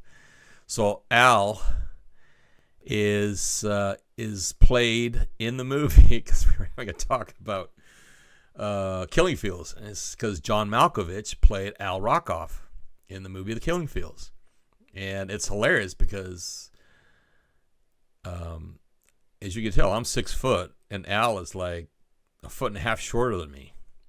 So he's about 5'6", 5'5". And John Malkovich looks really tall in the movie, which I found kind of hilarious. But the other part was that I asked Al, I said, did Malkovich ever, connect with you? Well, he was trying to, there was like the stuff I got messages trying to connect with me. We never connected before he went off to film the movie or be in the movie. So that was interesting that Malkovich just played the character off what he could create in his mind of what he thought a combat photographer would be without ever having met Al Rockoff in person. The reason I bring up Al is that I think this was during the filming of second season of Treasure Quest Snake Island for Discovery Channel.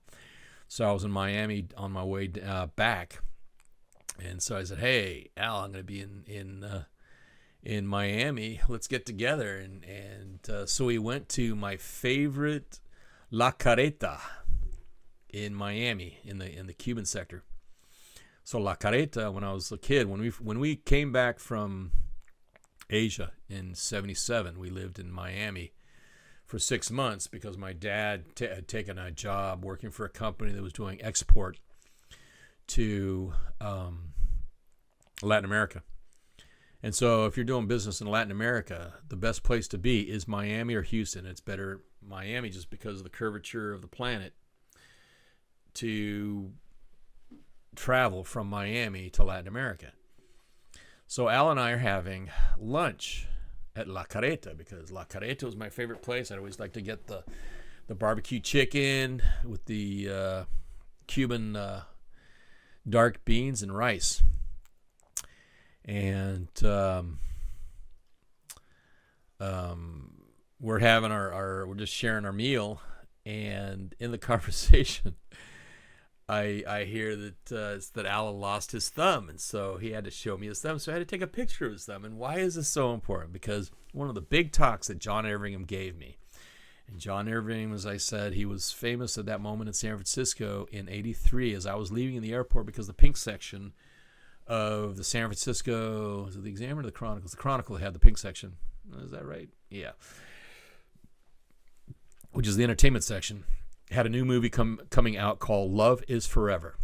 So Love is Forever was a new movie, a TV movie that was made by Michael Landon, and Michael Landon played John Everingham, and he had an Indonesian, it's hilarious, he was an Indonesian porn star, soft porn star, playing Ko, which is wild because she's really dark-skinned, does not look Lao at all. She really looks Indonesian, Dutch Indonesian, actually.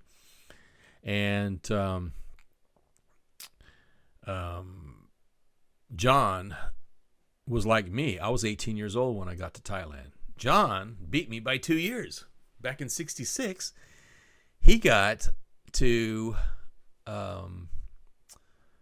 Thailand and then was working as because he was good at languages like myself, so he would pick up the language. So he picked up Lao and he picked up Thai and he picked up Vietnamese, and so he got to CBS and he was working as a translator. So it's kind of like a local field producer. where he was a translator, so he would be basically a field producer for the networks. And while he was going out on these trips, he would bring a camera, and so he took pictures, and then he sent in a picture to back in the day, I think it was the Examiner or the Chronicle, I forget, in the 60s had even into the 70s and 80s, they had a photo contest every week. So he sent in a photograph, I think, of some hill tribe people, Montagnard, or like their proper terminology is Degar. They prefer to be called Degar, not Montagnard. Montagnard is a French term for just mountain people. It's kind of derogatory to the mountain people, to the hill tribe people, to the Degar.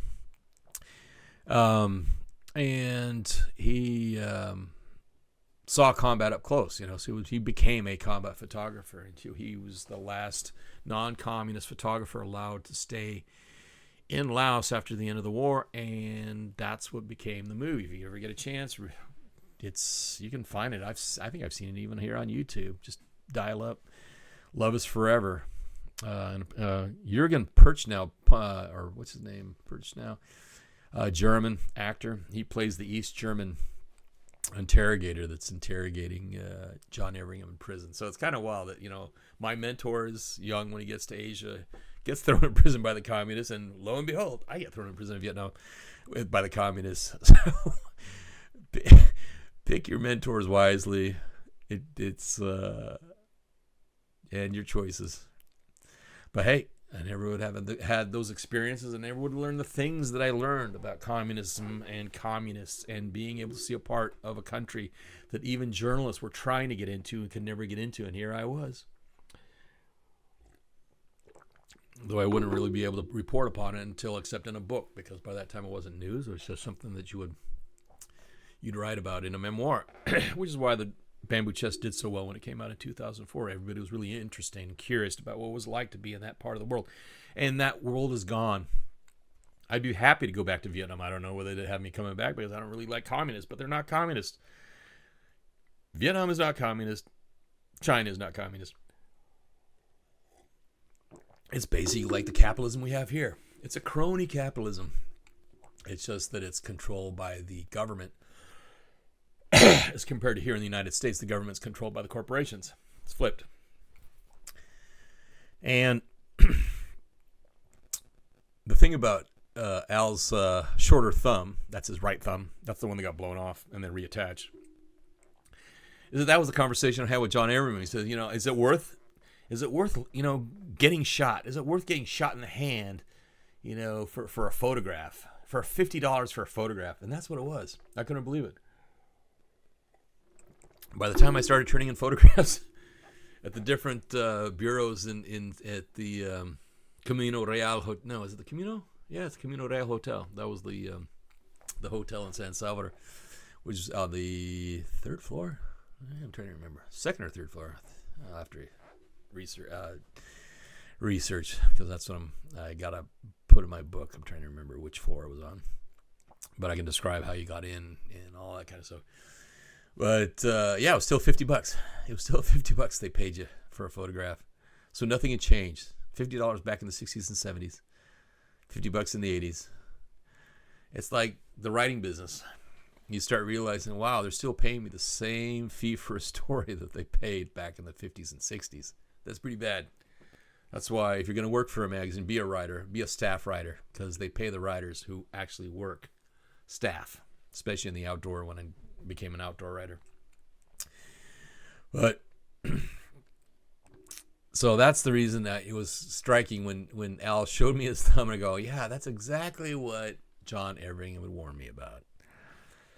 And when you are in combat photography, you will get hurt. And we all get our injuries. We all get hit somehow, some way.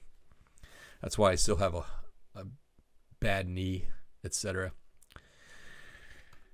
So that's the story. Brought me back. And this is going to be a topic, fame.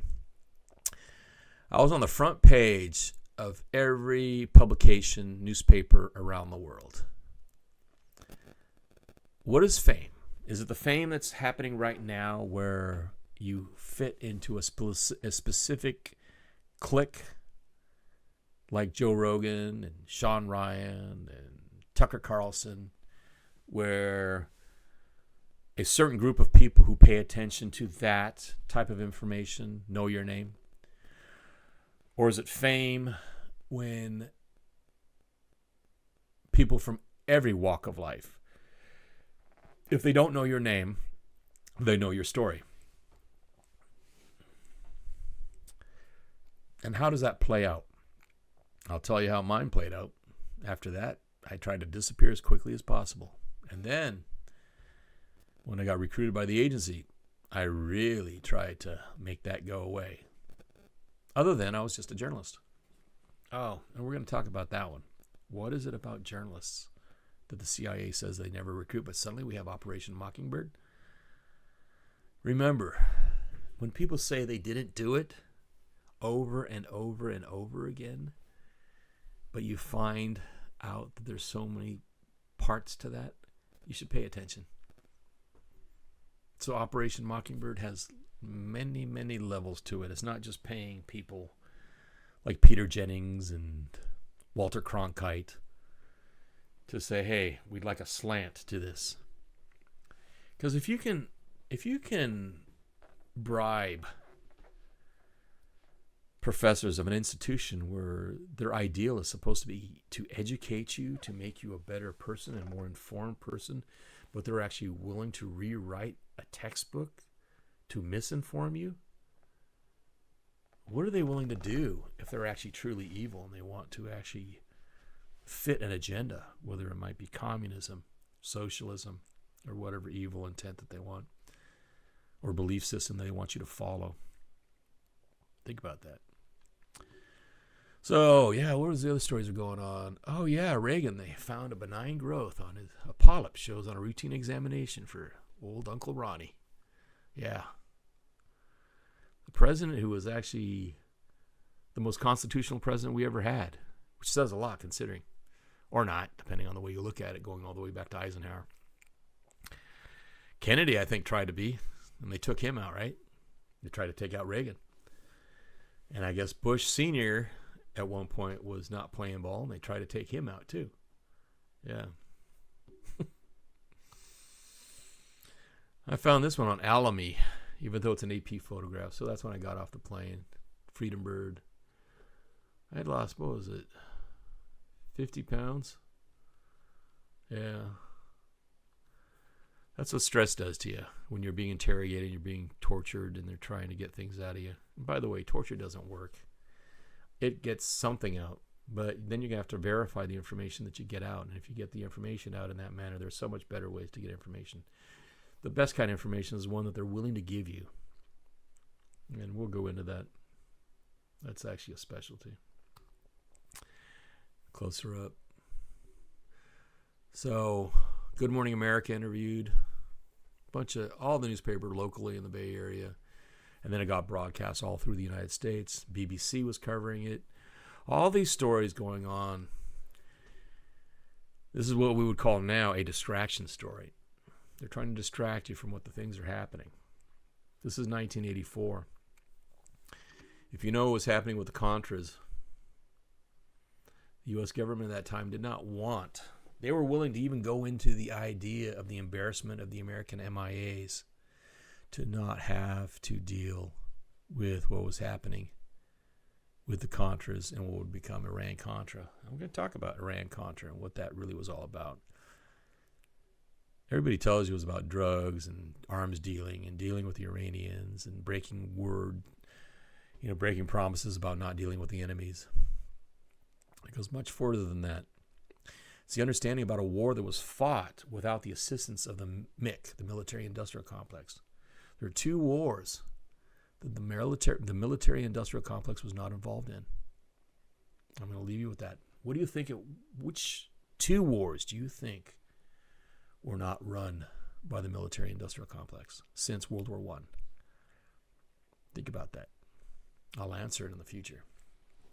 And I was going to answer some questions, so I'll be closing up and answer the questions because it's very important. One of the questions I found did strike out because of what we're dealing with.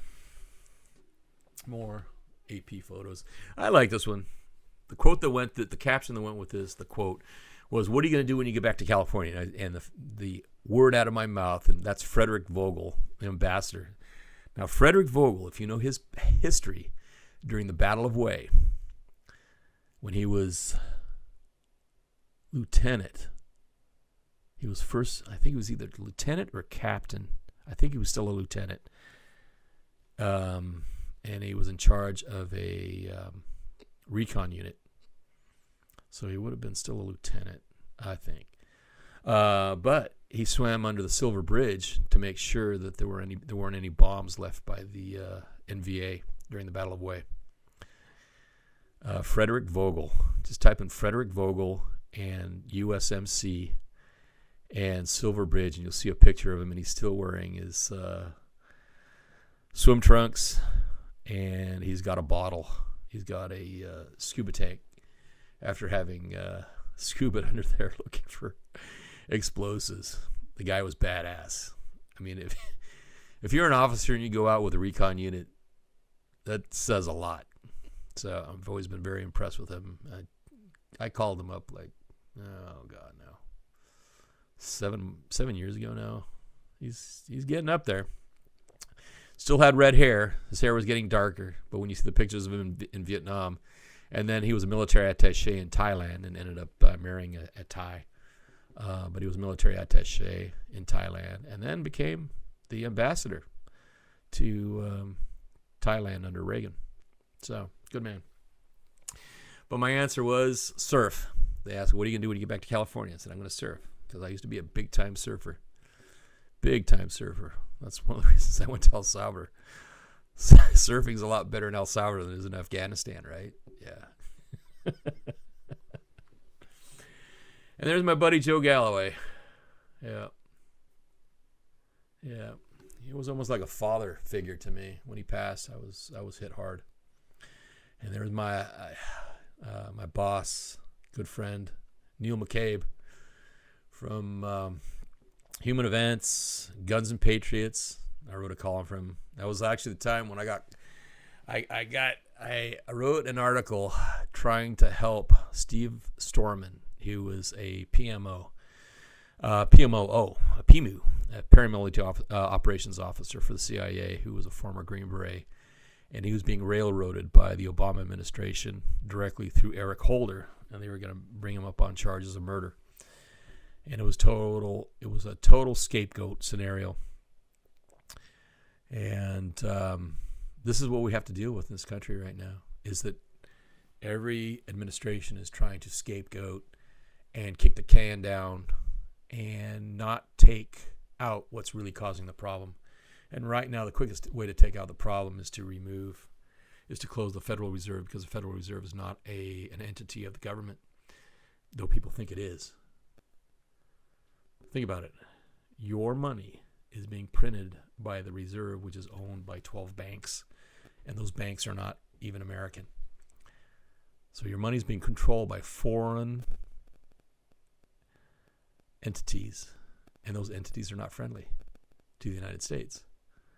So basically, they're trying to get what they can out of us, off the carcass, before we just blow in the wind.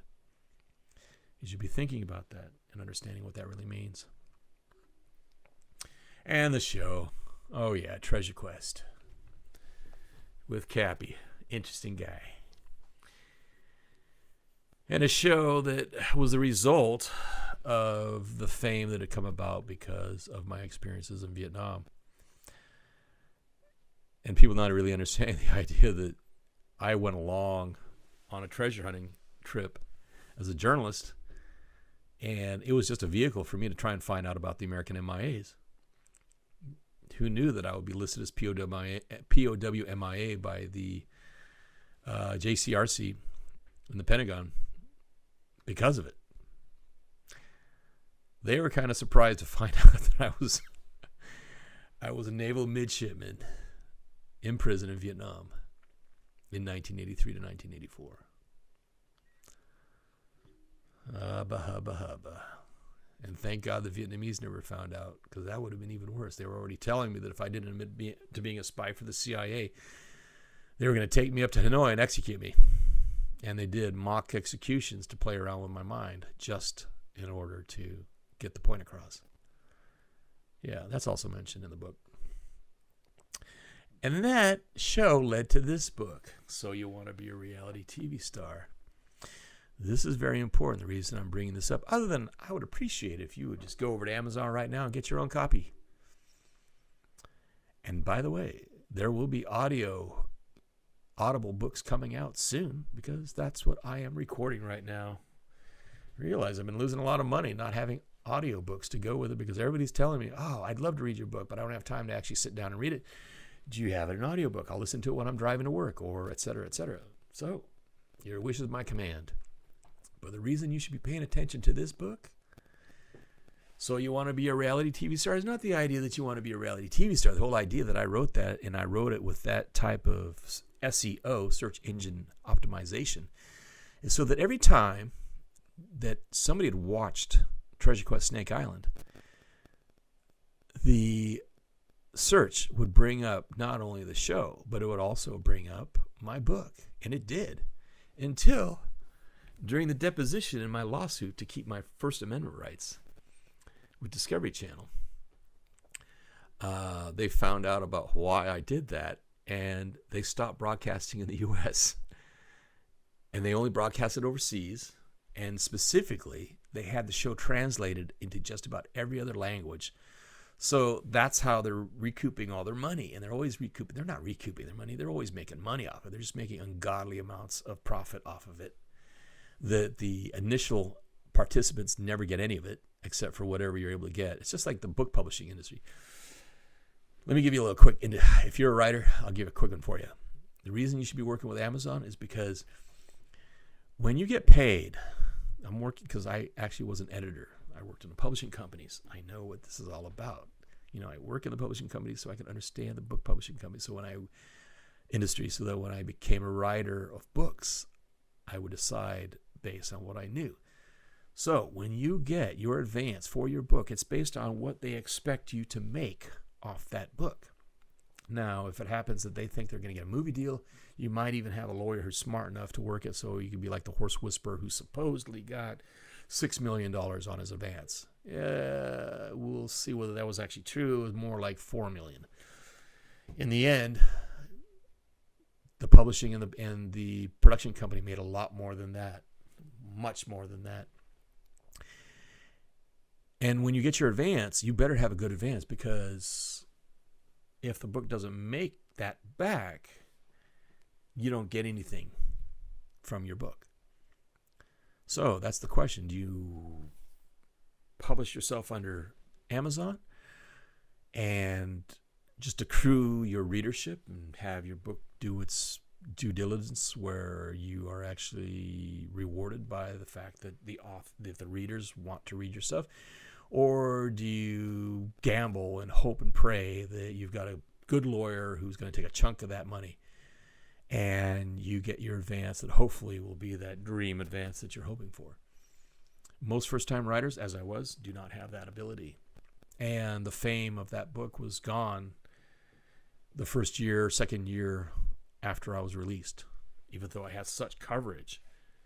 That would have been the time to sell the book. But I will admit, at that time, I was in charge of it because I was getting ready to go to Central America or Afghanistan at that time. But my dad was in charge of it, and my dad picked a lawyer, and the lawyer, you always want to pick the lawyers that are specialists in the business that you're in. You don't pick a lawyer who is good at litigating for film and then have them go into books or real estate, right?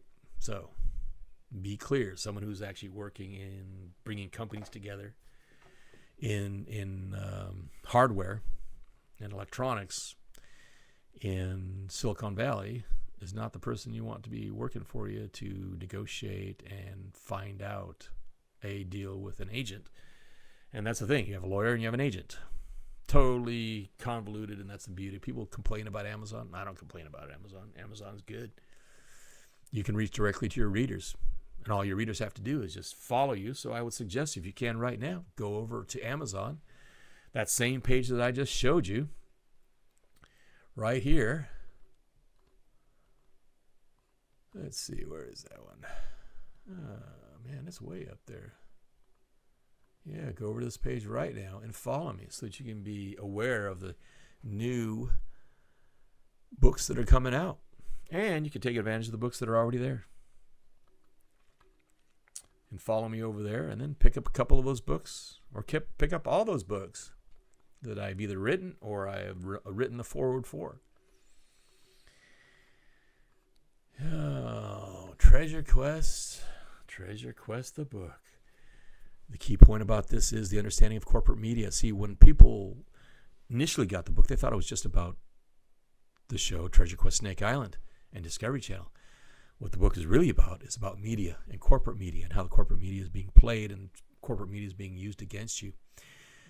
And that the whole reality TV industry is just another strategy in dumbing down people in the world. Remember, if you're willing to take one truth that's a falsification, and then you are hit with another point of what's supposedly true under the news, your subconscious is more willing to accept it as the news if it's already been willing to accept reality TV as a documentary. That's the game that's been played, and that's the game that I write about in the book. I write about how the corporate media has been playing you with reality TV for quite a few years so that you'll accept a 100% scripted production as a documentary, so that when you receive the news, you believe everything in the news, when the stuff that you're seeing in the news is likely just propaganda. And it's propaganda in order to get you to do things that you would not, again, normally do. Remember what we said, 1908, the Carnegie Foundation realized how to change culture. The next step was to take over the education system after creating the first war, World War I. Take the education system and then take over the State Department. I will go into part 2, why I never trusted anybody in State Department. Because I knew that if I trusted the wrong person, my name would appear on a list of the FMLN. If my name appeared on the list of the FMLN, I would disappear. I'd either appear in a ditch or I would never be heard from again. That's how that runs. When your life is in danger, you don't take chances. You don't trust the State Department. Back then, it's because I heard too much, too many trades and soft, loose lips. Too many loose lips in State Department could get people who were working for the agency or for the military killed. To this day, I'm still wondering how easy it was for the FMLN to assassinate Commander Schauffelberger, Albert Schauffelberger. Remember that name. He died in 1983. I read about him 2 weeks before at a pool in Bangkok in Newsweek about how he had been assassinated. Years later, I would get a briefing on how he was assassinated, how they came up behind him on a motorcycle. They put a 22 Winchester mag revolver against his head and blew it, sent a pellet into his brain, killed him right then, and then fired some machine gun into the crowd to disperse him at the American University and drove off. No intel. Nobody knew that a high value target was going to be hit that week. I still find it very suspicious. Deals are made in this world, and not all deals are made to the benefit of the people you think they should be benefiting. For instance, the safety of American servicemen overseas who are doing what they should be doing, which is assisting other countries prevent overtake by a communist or a threat to the safety and the freedoms of that country. The freedoms of that country should be defined by that country in the same way the United States should be able to define its own freedoms. And they're not being defined anymore by us They're being defined by these people who control the Federal Reserve, the ones who are printing money, who are enriching a very small group of people while enabling them to take everything that you have, the Larry Finks of this world. And remember, if you know Larry Fink, that's not the person who's in power. They're just people that are benefiting from this. But they're connected to the other people who are in charge, the people you never see, the people you never hear about.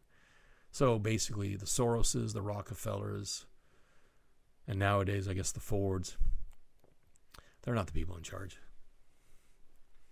Because you know their names. Remember that. So, that led to Central America. And this is when you get... this shot is very interesting to me because if you see off the tip of the gunner's M60, his twin M60s, you see a little dash.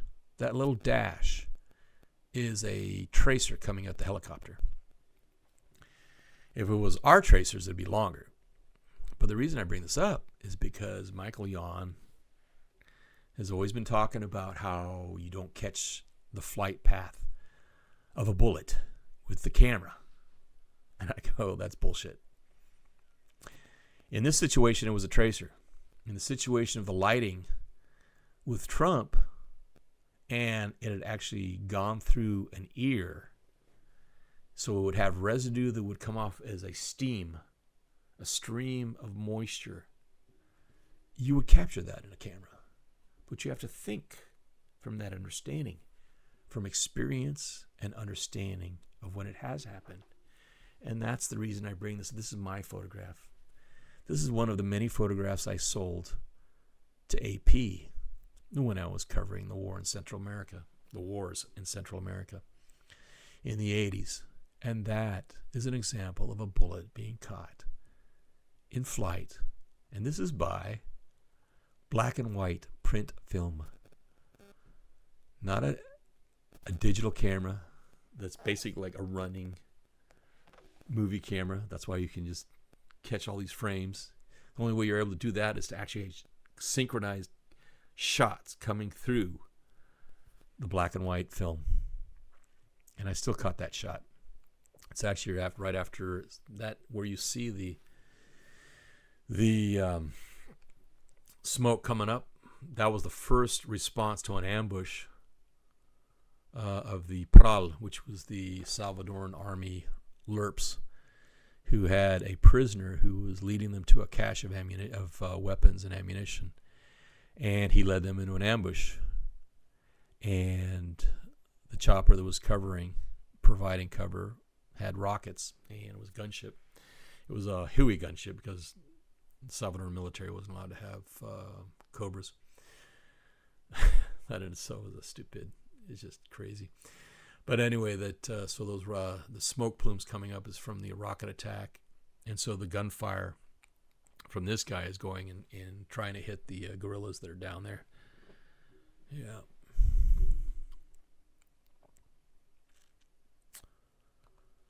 So, and this is when I was working with the Salvadoran Navy SEALs, and one of their snipers stepped on a landmine.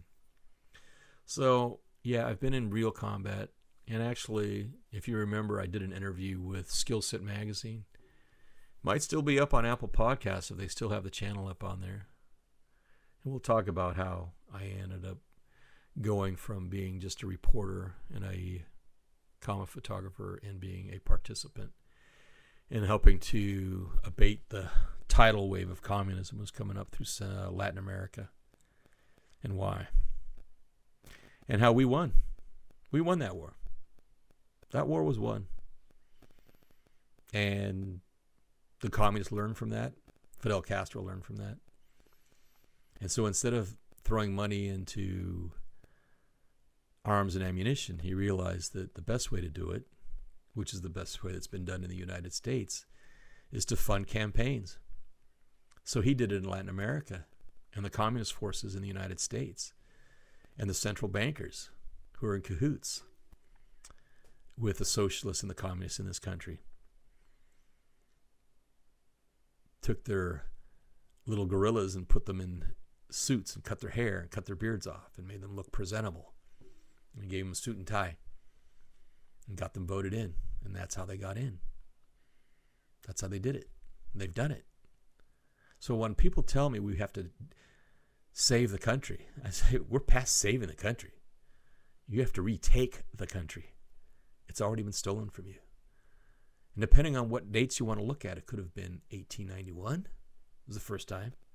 Could have been in 1859. Read up on, what's his name? August Belmont. August Belmont and the Rothschilds and the taking of our economy through Wall Street. So all you people who got so wealthy through Wall Street, you actually contributed to the destruction of your nation that provided all that wealth for you. Congratulations. You sold your soul. How do you feel? Hey, you profited, right? But now your kids and your descendants are going to have to deal with the nightmare that's coming as a result of that because you sold out. Remember, no country has ever been conquered from the outside. It's always been destroyed from the inside. Every empire, every nation they've never been taken from the outside. That's the reason that Switzerland has never been taken from the outside. It used to be solid, but now it's been taken too. But the Swiss don't care. They got benefits. The days. Yeah, that's after the second time I got wounded.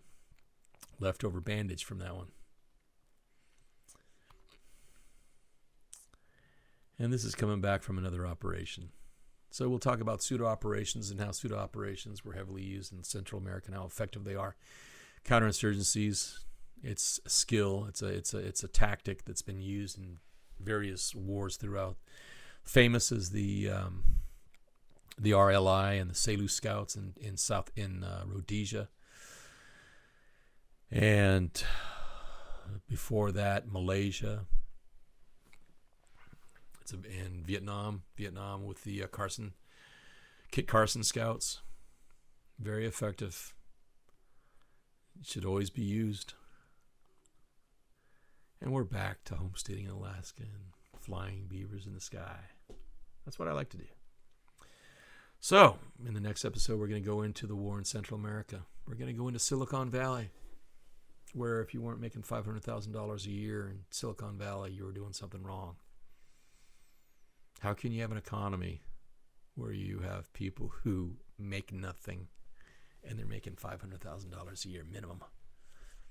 And then you wonder why these homes that previously cost $15,000 in the 50s to build and sell are costing $1 million, $1.5 million, $2 million. How does that happen? That happens when you have a Federal Reserve that is not owned by the people, run by the government, but instead is owned by foreign investors who profit off the debt incurred on you that you're paying. So your money that you're paying, your taxes, look at where your taxes go. They don't go to the IRS, they go to the Federal Reserve. So who are you paying? Go look. I'll bring you a bill, but you can go look at your bill right now. What does it say on the top? It's a Federal Reserve note. It's not a U.S. note. It's a Federal Reserve note. That tells you what it is. It means you've been indebted by unfriendlies to your nation. Your nation was taken over when the Federal Reserve was created. This is when I am flat out saying you need to take your country back. And the only way you can take your country back is by closing down the Federal Reserve. By doing so, you take out all the money that your guards, your imprisoners, are using in order to imprison you. It's that simple.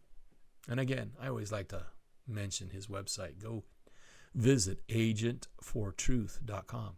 Again, that's www.agentfortruth.com. agent, just like FBI agent or IRS agent, more specifically, www.agentfortruth.com. And I hope you share this with your friends, because very likely the topics I'm talking about right now are a little bit too honest for the powers of be. So I don't know how long this video will be up. Hopefully it'll be up long enough for you to have watched it. I'll have a copy. I'll try to repost it on Rumble. I guess I'll have to create a Rumble account just so I can keep stuff on there that the censors, the Gestapo censors don't want you to know about. Like paying your federal income tax is a voluntary act. I mean, why else would they give you an opportunity to write exempt on line 4 of your W-4? There's an old saying from Sun Tzu, which is always leave your enemy a golden bridge, which is to say, if you leave them a bridge, they'll go away, which is the people who get really pissed off the fact that they're trying to intimidate you into paying something which is really theft, because it's not defined in the Constitution. The only thing that's what's defined in the Constitution? The only ones who are supposed to pay taxes are corporations. And who are the ones who are not paying taxes? Corporations. Because they have loopholes. And they know all the loopholes because they're corporations. And they have their lawyers, their tax lawyers, to do everything for them. And the other one that you're supposed to pay is sales tax. And I believe in sales tax because sales tax is in order to, you buy a service, you buy a product, but mainly a service. It's kind of like we had tolls, but now you have to pay these taxes that supposedly are going into improving the roads. How well is that working for Californians right now? How well are those roads being improved? Big question to you. Right down below. Let me know how you think. If you live in California, let me know. As a matter of fact, I'd love to know where you're from. What part of the world you're listening to this. Australia. I have a lot of people listening to me in Australia. If you're in Australia, come over to YouTube and make a little post. Just put Oz, O-Z. I'd love to see that one. New Zealand. I know there are a lot of you in New Zealand who are listening to me, especially on the iPad, on the Apple podcast. And other places of the world. Please let me know. Post down below. Or if you're listening, please write a review, some communication, some context. All I've got are numbers. But you know what? Numbers alone don't help. Communication and interaction do. So, based on the questions I've got from my Patreon, I want to answer them right now. One of them is, what would you recommend for if you live in a concealed carry? I will show you my options that I normally have. So I have a Glock right here. This is a Glock 17. You may notice it's got tape on it. It's got tape because I believe in having gecko hands. You don't want your weapon to fall out of your hand. This weapon is loaded. What good is a weapon that's not loaded? You should be able to safely handle a weapon. And this is a Glock 17. Why do I like the Glock 17? I like full-size frames. I will show you how full-size I'm talking about. This is not my favorite, and the reason is because it's a 9mm. I like bigger, but I also like smaller, and I'm going to show you what that means. And that's a Glock 17 with a 9mm.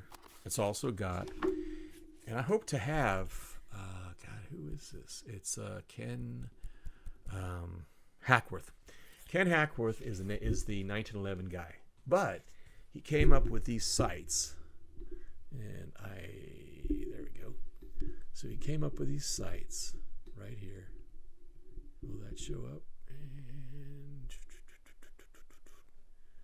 that's a Hackworth sight right there.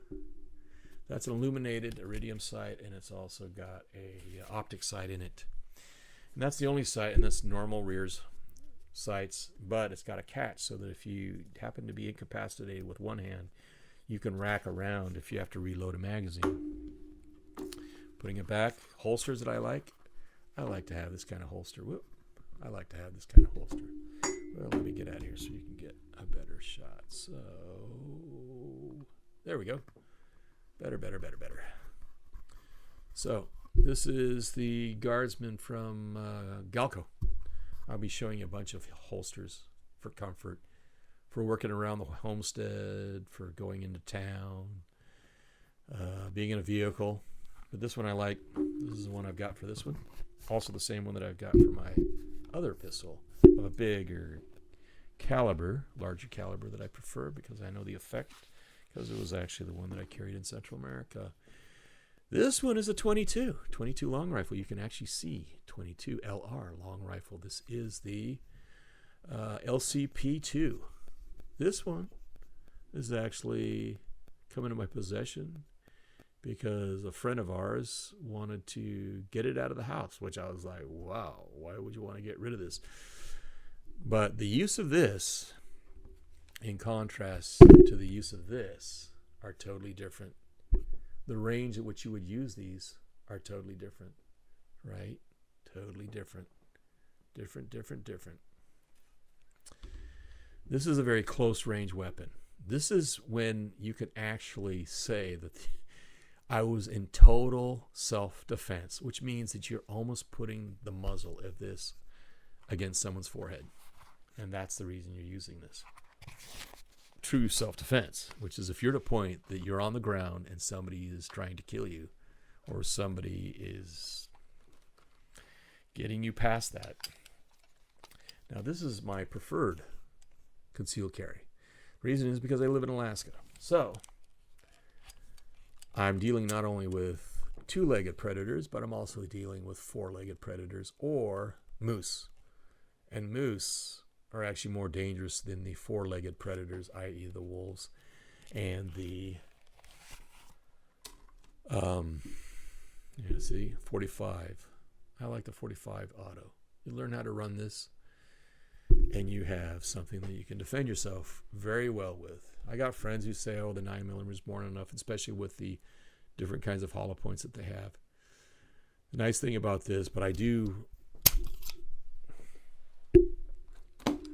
sequence these differently. So I have a full metal FMJ here, and then I have a hard cast. I have a cast bullet. These are from double tap. These are double taps. I also recommend Buffalo Bore has got a good line of plus P bullets, plus B cartridges. The reason this is it penetrates really well. This one is good because it breaks windows. There was a test that was done by a sheriff's department in California. When I still lived in California, I was talking to one of the deputies, and they had done the research, and they said that, yep, it is definitely good to have an FMJ and just sequence them separately and just rotate them as you go into your magazine. So that's what I do. I rotate them. See, they rotated with hollow points. I rotate with the cast bullets for penetration, just because they're also plus P, which the FMJs are not. Okay. This, of course, as you notice, is not loaded. If it was loaded, the hammer would be back and it would be in safety position. The safety would be engaged, and that's the way I carry it, loaded and locked. Carrying, concealed carry, remember, the reason I have the 45 is because with the cast bullets, I'm not worried whether I can take down a bear with the cast bullet in case I run into that situation where I'm on the property or I'm just taking a walk. And it's not a two-legged predator that I'm having to worry about who pulls up, a meth head or whatever, who wants to do some bodily harm to me. It's a bear or it's a moose. And right now in the winter, the most dangerous animal is a moose that has been harassed by wolves or even feral dogs. And a cast bullet out of a 45, people want to do the 10 mil. If you want that, great. You don't need it. And it's a lot easier to control a 45 than it is to control a 10 millimeter. And I have it in the 1911 format, and I have it in the Glock 21. Which, the nice thing about the Glock 21 is that, of course, you have a larger magazine. But that's about it. So hopefully that answers the question that I had from Tom. And now I have another question from another listener. And this is KC in Chicago, of all places. Okay. So KC, your question is, if we are now at SHTF, or we're about to get into SHTF, the shit hits the fan, where would you recommend going in terms of what part of the world? I'm not going to go into specifics right now because I'm going to do a whole episode on it, but I would highly recommend going to the Southern Hemisphere. The reason I'm saying the Southern Hemisphere, there are specific countries that I would highly recommend over the other ones. Nothing's going to be perfect. You have considerations to have. One is language, one is culture, the other one is availability of land for which you can purchase and own, because you don't want to be a nomad in a foreign country. It's interesting that there's this kid that runs this nomad channel, and every time I listen to him, I'm like, wow. Talk about being set up for the wolf. We'll talk about that in a later episode. Remember, I've lived this ever since my childhood. I wasn't even born in the U.S. I was born in Trinidad and Tobago. So what does that mean if you're an American citizen and you're in a foreign country? What does that mean if you haven't even married into that country? You're just an American living in the other country. And hopefully you think your wealth will buy your way into things. But what if your wealth is American-based because you've made your wealth with American dollars? You're living in a time frame where the U.S. dollar is collapsing and everybody's trying to push it into gold. How do you transport real currency, which is gold and silver, to these other countries? How do you get it out of the country? These are questions you need to be asking if you're going to leave the United States and you're going to go to this foreign country, wherever it may be. And again, my suggestion to KC in Chicago and whoever else is trying to make a move outside is hit a Southern Hemisphere. Because right now, the Northern Hemispheres are at odds. What are those countries in the Northern? That's Europe, the European Union, and all the countries that are under that. There is Russia and all the allies of Russia, and China, and Canada, and the United States, and Mexico. That's why Mexico is kind of like thought of separate. Mexico is actually North America. Remember that. Mexico is not South America. It's not even Central America. It is part of North America.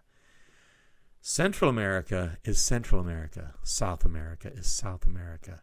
Mexico, Canada, and the United States are North America. Anybody from these countries is North American. And when you think about it and along those lines, you understand what is happening, especially with the conduit of fentanyl coming in through Mexico, with a conduit of drugs coming in from the Caribbean. As a Trinidad-born person, I'm very keen on understanding what's happening in Trinidad, especially when a Trinidadian fisherman gets blown out of the water by American gunships. So we're getting into some very heavy times right now that are ramping up, not just in weeks, but in days. I'm curious to see what's going to happen by my birthday on Saturday when I turn 61. I'm curious what's going to happen by Christmas. I'm curious to see what's going to happen by Thanksgiving. Are we going to be in a Vietnam-type war with Venezuela by then? Are your kids going to be sent down there because the powers that be, the central bankers, want to get things moving because they want to distract you from the idea that you are becoming keen to the idea that AIPAC in control over your government, and even Israel, is not the end-all in this. You got to understand who controls Israel, who controls Bibi. Bibi has to kowtow to a group. Who is that group? You should be asking those questions. So again, if you've got to leave and you don't think that the U.S. or the Northern Hemispheres are a safe place, which you shouldn't think they are, go south. Go. And Alaska, 10, 15 years ago, I would have said, go to Alaska. But right now, Alaska is not the place for you to go to. All the places that would be hospitable to you in Alaska are taken. So think about that. Do not be kowtowed by all these reality TV shows that keep on showing, quote, the remoteness and the adventure of Alaska, where you can live off the land like a pioneer mountain man. You can't. And what's going to terrify Alaskans even more is what I'm going to state right now. And the reason I know is because we run a farm. And the farm means that we're members of the Farm Bureau. And there was a release that was put out a few months ago that states that when I first lived here, when I got back from the war and I was looking for healing in the mountains and the hills of Alaska, basically just right next to where Jewel Kilcher and the Kilchers of Alaska Last Frontier on Discovery's Alaska Last Frontier is filmed back in 1990 and 91, that Alaska, during that time, 55% of Alaskans were not living on imports, meaning that they hunted, fished, raised, and grew everything that they ate. That was 55% back then. Right now, the percentage of Alaskans who live off imports is 90 to 95%.